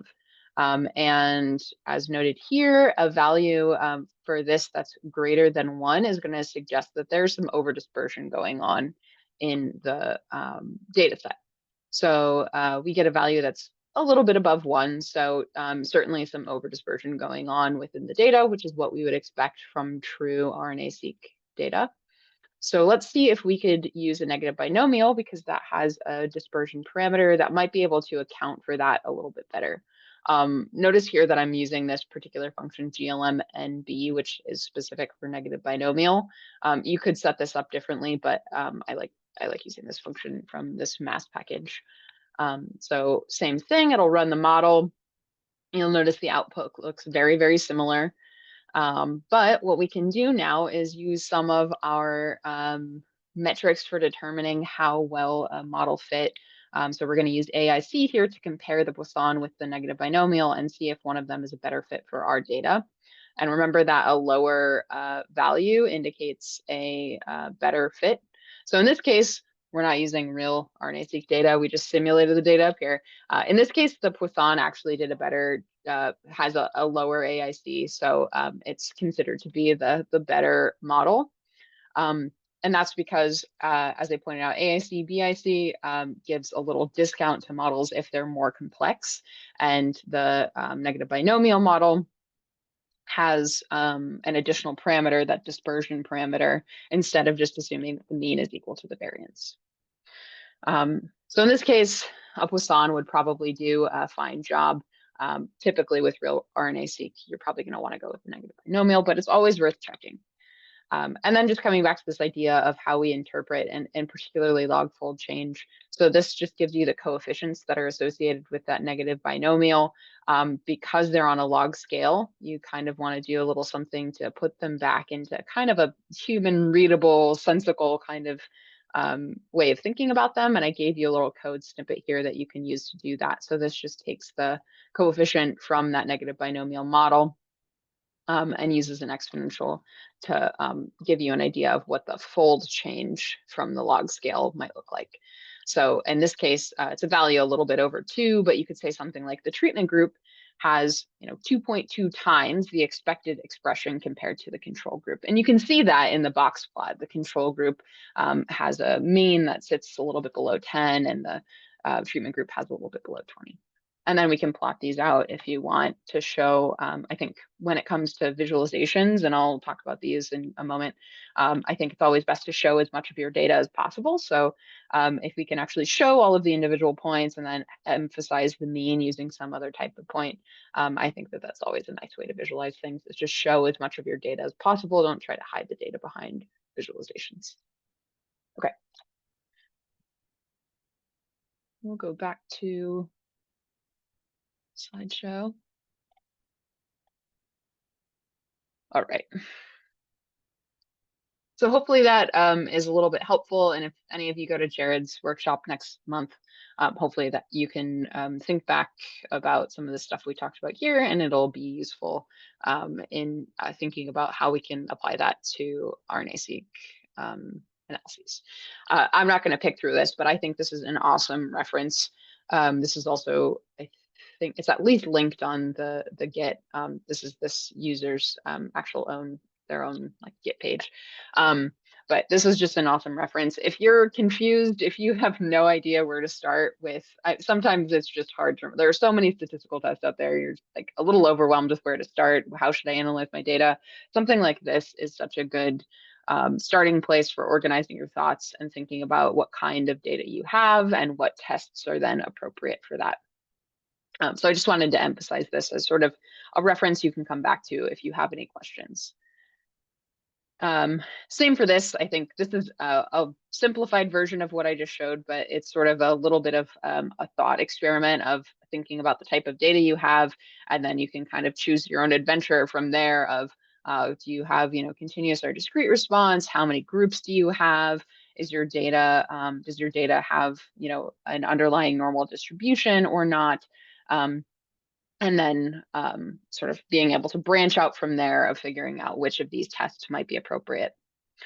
I did want to emphasize, so this is talking about, say, so you have a discrete response and you have one group or two groups, but sometimes we get into a case where we have multiple groups, and you can still do your sort of 2 by n matrix for a test of independence, and you can get the answer that, yes, these groups are different from one another, but the test doesn't tell you which groups are different from one another if you're doing more than 2 groups. And that is when multiple comparisons comes in. So if you have, say, 3 groups and you're trying, and a discrete response, and you're trying to decide, okay, well, my test is telling me that the groups are different, but it didn't tell me which are different, multiple comparisons are exactly what you want. So this is based on the idea that if you're testing a hypothesis, it's not totally error-free. Sometimes we make type 1 or type 2 errors. And the more times you run the same type of test on the same data, so if you're saying, okay, well, is A different than B, or is B different than C, or is A different than C, you're running that same test multiple times. And the more you do that, the more likely it is that you're going to come across a type 1 error or a false positive. So we're going to do another R activity. This is the last R activity, where, just as an example, say you have expression for 3,000 genes between 2 different mutational types. So say BRCA1 mutation, BRCA2 mutation. And because you're doing these multiple comparisons, you're going to have to kind of account for this. So to account for it, most methods are going to use what's called an adjusted p-value. There are 2 different methods. There are a ton of methods that exist. There are 2 that I will talk about, and they are basically split up by sort of what are we supposed to do in this case? Okay, I need to run multiple comparisons. It's appropriate to run multiple comparisons, but how do I want to do that, and what exactly am I going to account for?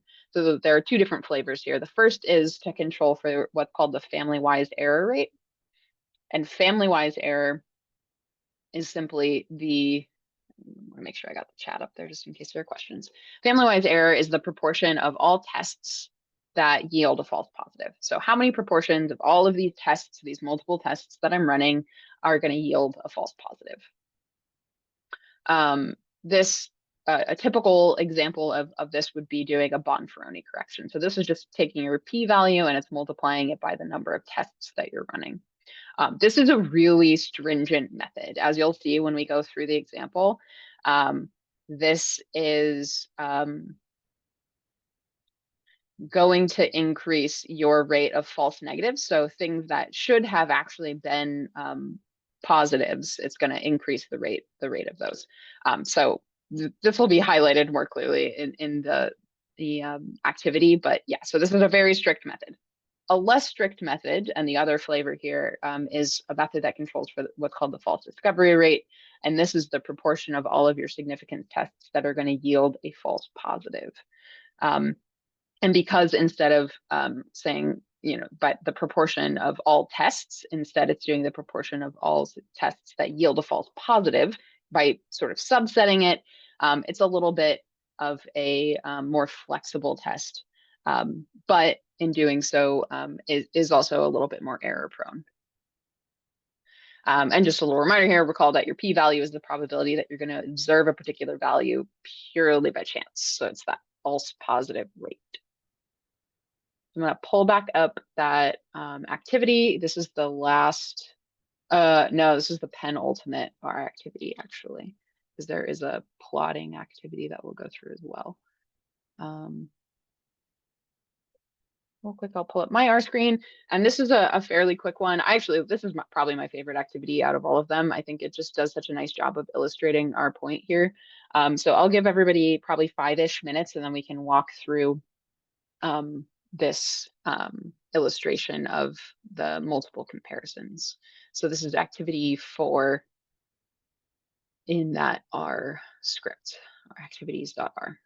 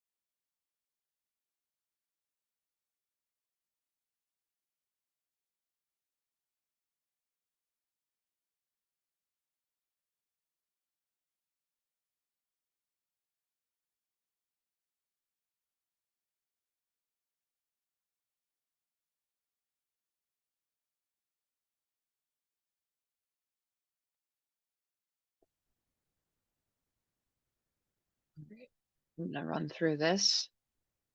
So this is based on the idea that we're going to start with, say, 3,000 genes, and we want to compare the expression of these two genes between a group that is BRCA1 mutated versus a group that's BRCA2 mutated. And we have 6 replicates in each. So sample size of 6 and our effect size. Let's say we want, a really large effect size. So a little refresher on power analysis. We'll do a little power of our t-test based on that sample size, effect size, and a significance level of 0.05.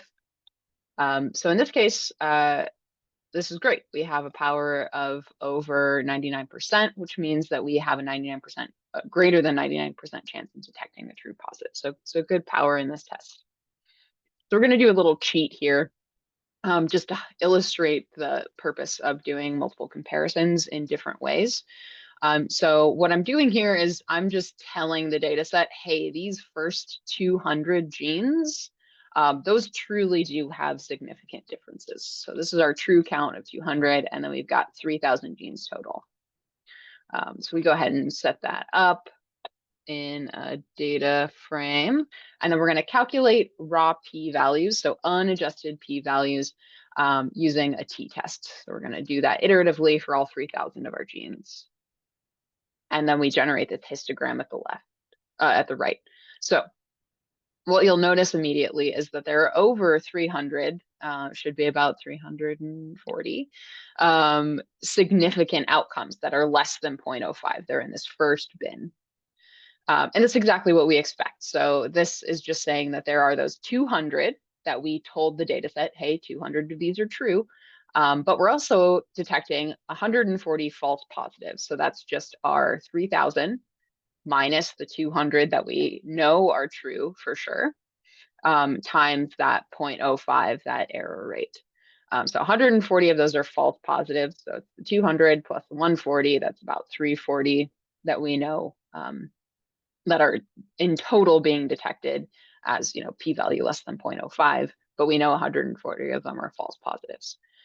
So that's raw p-value, but we're doing multiple comparisons here. So what we want to really do is make some adjustments to those p-values. So let's take them, the raw values, and we're going to first do a Bonferroni correction, and this is accounting for that family-wise error rate. This is a very stringent criteria, and so what you'll notice is what you end up with are only 11 of these. Your Bonferroni correction is telling you that there are 11 true positives. And as you know, we told it that there are 200 true positives. So what this ends up doing is it's inflating your rate of false negatives. So what we could do instead, if we want to kind of make that criteria a little bit lighter, a little less conservative, we could try a second method. So this is controlling for the false discovery rate.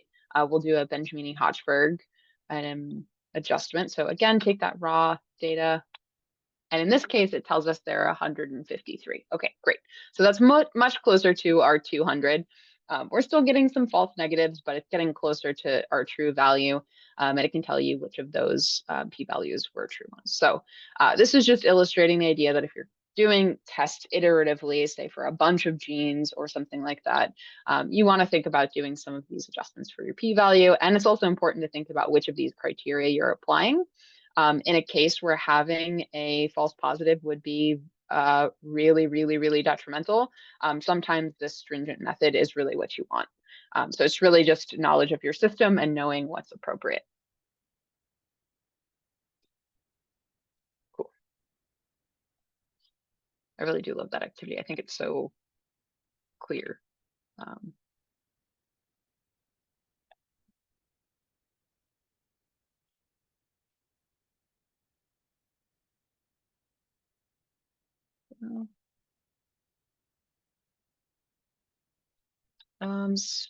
Hey, Jeremy. So Jeremy's asking if there's a rule of thumb for how many tests before multiple test correction is recommended. This might be a good and question. I don't know if there's a common rule of thumb off the bat. Frankly, if I start doing anything more than like if I get even into the realm of 3, I at least start considering it. I don't know, Anne, do you have any additional insight on that? Is there actually some textbook rule of thumb here? I don't know as it relates to genomic experiments. That's a Technically, good point. anything, any multiple comparison, we need to adjust for in clinical trials. However, there are methods that are out there where we don't adjust if we're testing in a hierarchy. So I can't really speak for genomic testing. Okay. With Yeah. confidence. Yeah, I know. Yeah. I know clinical trials, they have their own world of like experimental design and methods and things like that, which is new to me and very interesting as well. So yeah, I guess no one applicable across the board rule of thumb can be very system specific, I think. But I think anything more, frankly, if I get into the realm of 3 or more, I start looking at least or considering. Doesn't hurt.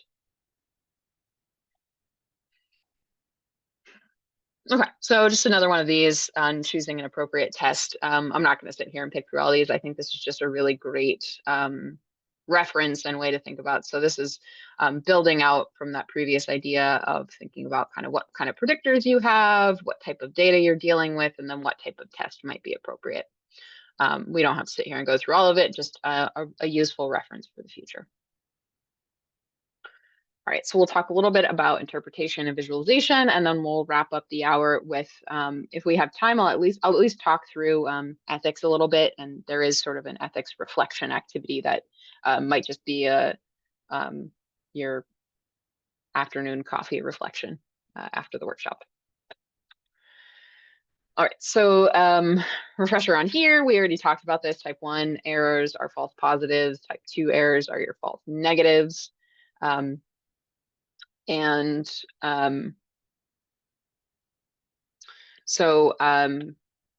Yes, thinking back again on p-values, we talked about this as well. So the probability of observing any particular test value given your distribution, that's your p-value. And this is just a fun reference. Maybe other folks, like when you took statistics in college or in high school or whatever, textbooks in the like older textbooks, like very old textbooks, used to have these just long tables of p-values where you'd have to like sort through all of them. And so it became very tedious for people to kind of sort through these big tables and decide what p-value was appropriate for them, and flip through these giant tables. So I often get the question, why is 0.05 commonly used? And the answer is really just like pure convenience. People got tired of dealing with these big long tables. And in particular, R.A. Fisher was the statistician who was a complex individual, and I won't get into the history of R.A. Fisher, but R.A. Fisher was kind of the one who just decided, okay, 0.05, convenient, good enough. We don't need to keep dealing with these big giant tables, make the table shorter. So the true answer here, why is 0.05 commonly used as a threshold for significance? It represents a 1 in 20 chance of coming across a false positive. And truly the answer is just sort of convention. That's sort of what we use. If you, for your particular data, want to be more confident and decrease your chance of encountering a false positive, 0.05 is by no means, nobody's forcing you to use that value. So this can always be changed. It's just sort of the common convention.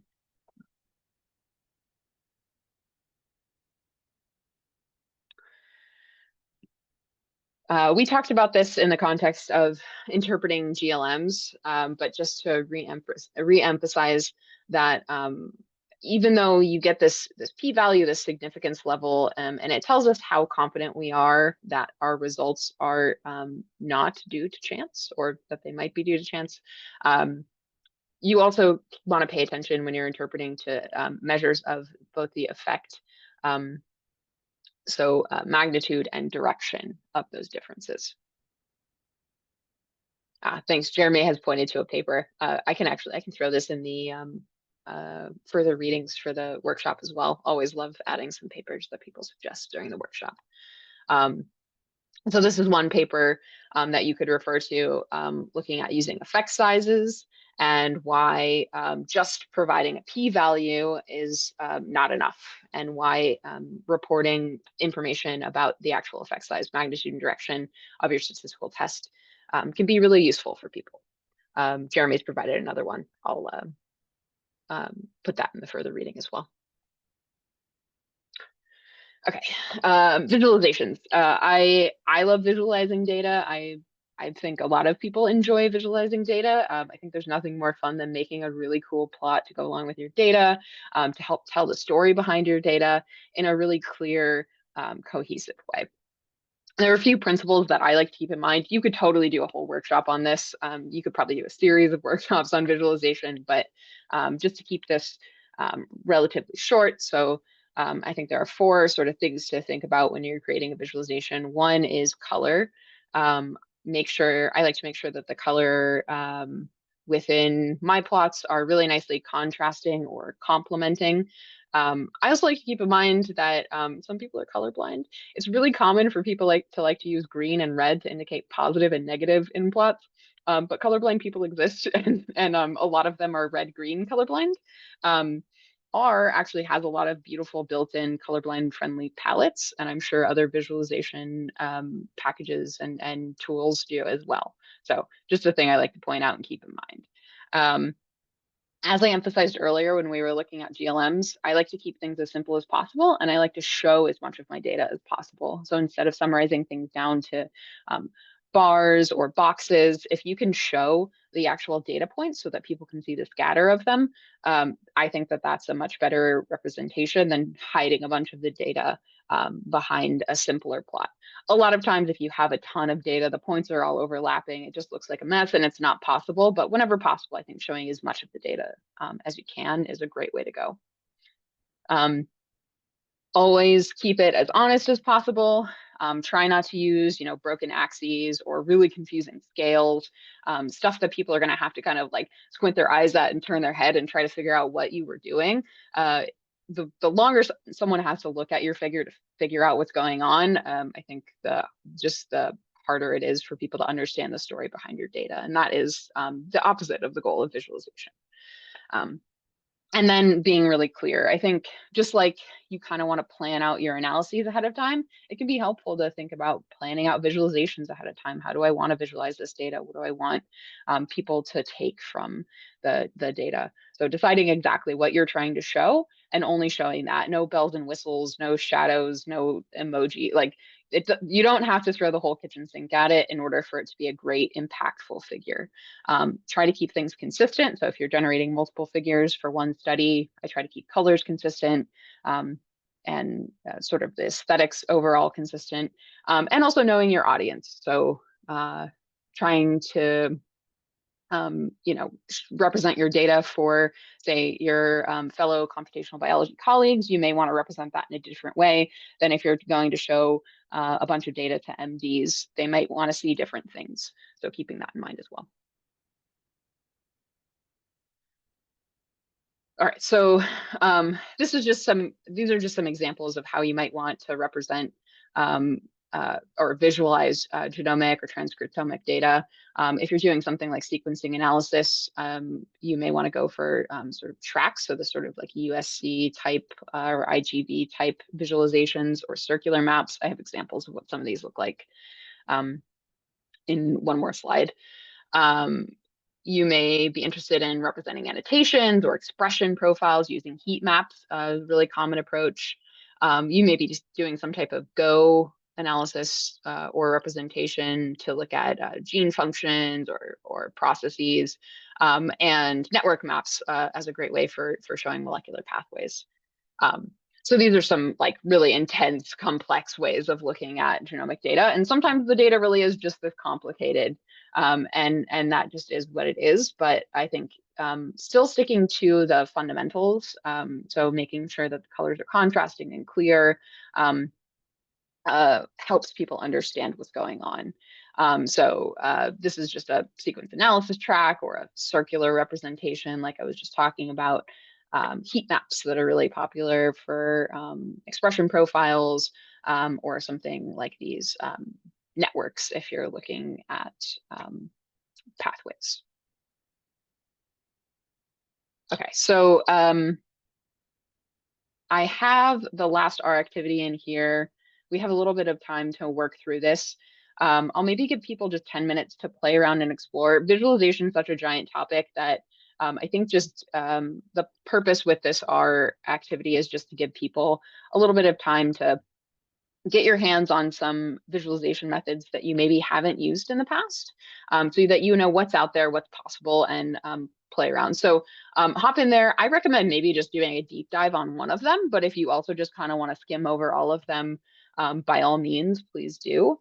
And then we can come back together in about 10 minutes and we'll round it out with a discussion on ethics. And then I will let everybody head out into their afternoons. So I'll pull that up on my screen.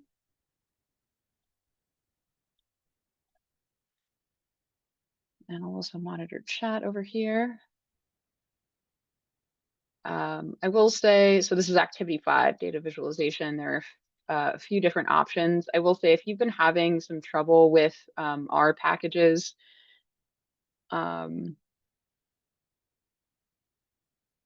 to maybe avoid this first one. This is a little bit more of a complex, particularly if because you're loading in some less common packages. So if you've been having some issues with R packages throughout the workshop, 1, I apologize, and 2, maybe skip over the first one and try out one of the other visualizations, like the variant allele frequency distributions or something like that, just to save yourself some headache.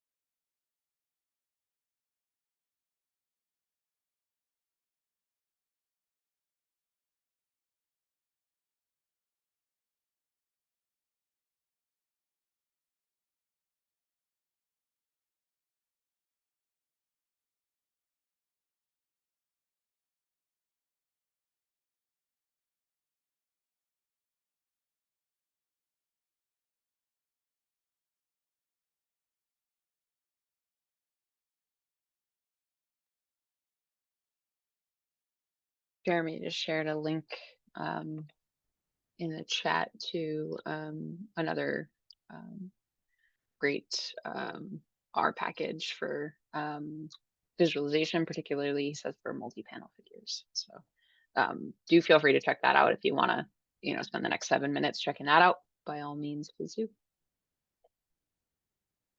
And thank you, Jeremy.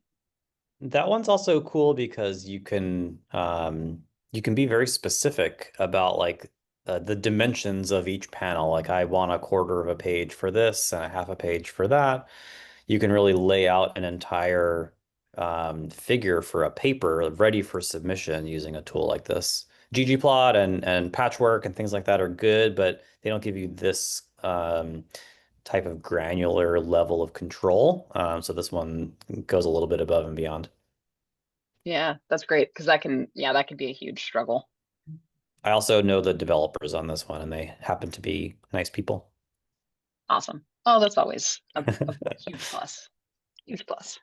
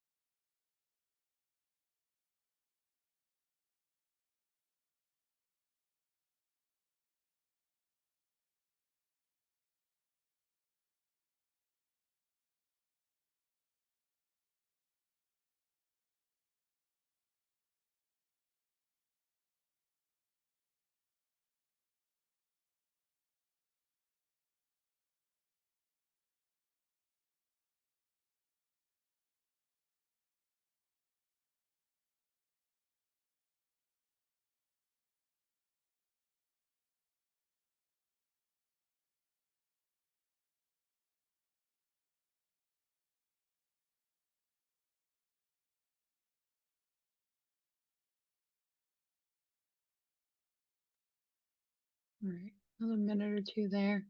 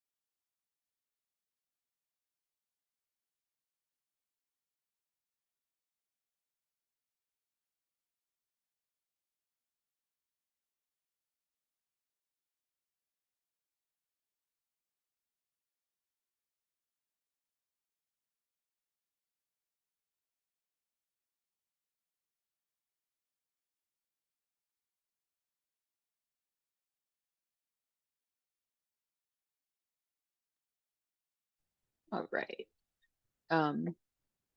So we don't have to necessarily walk through that, but hopefully it just gave you an idea of the kind of flavors of just multitude of visualizations that you can do in R, all kinds of stuff, and how customizable things really are. And definitely check out that plot gardener. It looks, I was playing around with it a little bit while we were working on that, and it looks super cool. All right, so I'll just round this out by talking through some challenges and considerations when it comes to ethics of dealing with data, any kind of data, and applying statistics to data. So first, we'll start with challenges and limitations. As I've kind of alluded to throughout the talk, you know, we can talk all day about how, you know, ideally we would like our data to look, or how ideally we'd like to set up experiments, but oftentimes we're very limited by what is actually possible and what's actually available. So some of these limitations can include things like just the simple quality of the data. There can be a lot of challenges associated with doing interdisciplinary collaborations and different standards in different fields, different ideas for how things work across different fields. Not that any one is wrong or right, but just that things are very different. There can be a lot of challenges when it comes to developing experiments and optimizing experiments, optimizing instruments, especially if you're working with a new instrument. That can be really challenging and take a lot of time and have some impact on your data. I think as this department does a really nice job with, and as highlighted by you all being here, education and training are also really important. So education on you know, statistical methods, bioinformatics methods, as well as wet lab techniques, things like that are important and differ a lot from just based on people's backgrounds and what they have access to. And then also discussions around ethics. I know this department has had a lot of ethics discussions and discussions about ethics surrounding data, and I think that there's a growing appreciation for that, as well as communication, particularly when you're dealing with large collaborations. I think when it comes to science and statistics, it's really important to think about the ethics behind how you handle that data, especially if the data that you're analyzing is something that's going to be used to make either individual healthcare decisions or public policy type healthcare decisions. So any type of data and any type of interpretation that you're putting on top of science that is going to be put out into the public, ethical considerations there, but I try to take a little special care when I'm working here, just because I think a lot of the data I analyze ends up having impacts on health decisions. There's a link to this guide in the GitHub. I think that this is an awesome guide that was put together. I should check if there's a newer, this is a 2022 version, and as of last year, this was the newest, but there may be a more recent one that came out. So this is from the American Statistical Association, and these are just their ethical guidelines for statistical practice. We don't have to, it's a multi-page document, we don't have to read through it here, but I think it's just an important thing to reflect on, since we are all people who handle data as it relates to science, and that can be used in a lot of different ways. And I think just having a little foresight about what that looks like is important. So I encourage everybody to just flip through this. It's not a super long document, but I think it's worth reading and thinking about. So there's one kind of ethical case study. I can point to where this is in the GitHub. Since we don't have an awful lot of time, I'll probably just kind of like highlight it and then let people. This is you know, you can, while you're grabbing coffee with your colleagues this afternoon, talk it over. Never hurts to have an ethical conversation with your colleagues. So if you're on the GitHub, you go to that activities page and you pull up the just this README. So this last section here, this walks through a hypothetical situation where there's, you know, a company and they're developing an app that's intended to help patients who have type 2 diabetes. And it goes into some of the ethics surrounding developing that and how well-meaning data interpretation or analyses can lead to some really tough gray area ethical questions. So definitely recommend reading through that and kind of turning over some questions related to that. And this is a summary that's based on, so if you want to read the full, this is a short thing so that it's a little bit easier to digest in a short period of time. But if you want to read through the full thing, this is actually based on Princeton did a series where they were doing dialogues on some ethics behind using AI in healthcare settings. So that is what this is based on. Definitely recommend taking a look, giving it a read, and giving it a little bit of thought. And then that link to the ethical guidelines for the American Statistical Association is down at the bottom here. So just something I like to emphasize whenever I get a chance to share that with folks.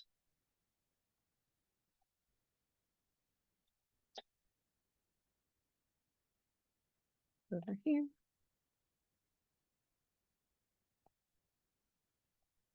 All right, so we'll just wrap this up with kind of the takeaways that I hope you're walking away with. First of all, and new to the workshop, hopefully you have a little bit of a deeper understanding of GLMs, because I think that'll be super useful in about a month if you attend Jared's workshop, which I definitely encourage. Other than that, I think hopefully you're walking away with a little bit of an appreciation for statistics and just knowing that it's a tool in your toolbox. As a computational biologist, you have a lot of tools. Stats is one of them, and it's going to help you identify patterns in your biological data and do really rigorous hypothesis testing. It's important whenever you can to start thinking about statistics as early as possible in the process. If it's before the experiment starts, that's awesome. If it's just not possible, I think just the earlier the better. It's important to use appropriate techniques, not just the techniques you're comfortable with, but appropriate techniques, branching out, making sure that whatever tests you're doing are appropriate for your data, and that they help you explore and improve the quality of your data. I think the other key component here is that being careful about how you're interpreting that data.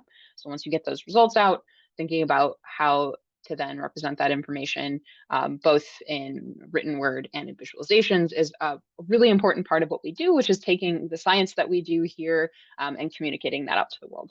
And then finally, you're someone who handles data, you analyze data all the time. And with that, there is an ethical responsibility to your colleagues, the scientific community, and the society at large. And so I think just keeping that in the back of your head while you're doing your work is always something important. So we're out a little early. I know Will has some stuff to share before we head out, and I will stick around. So if anybody has any questions, I'll hang out and happy to answer them. And thank you for attending.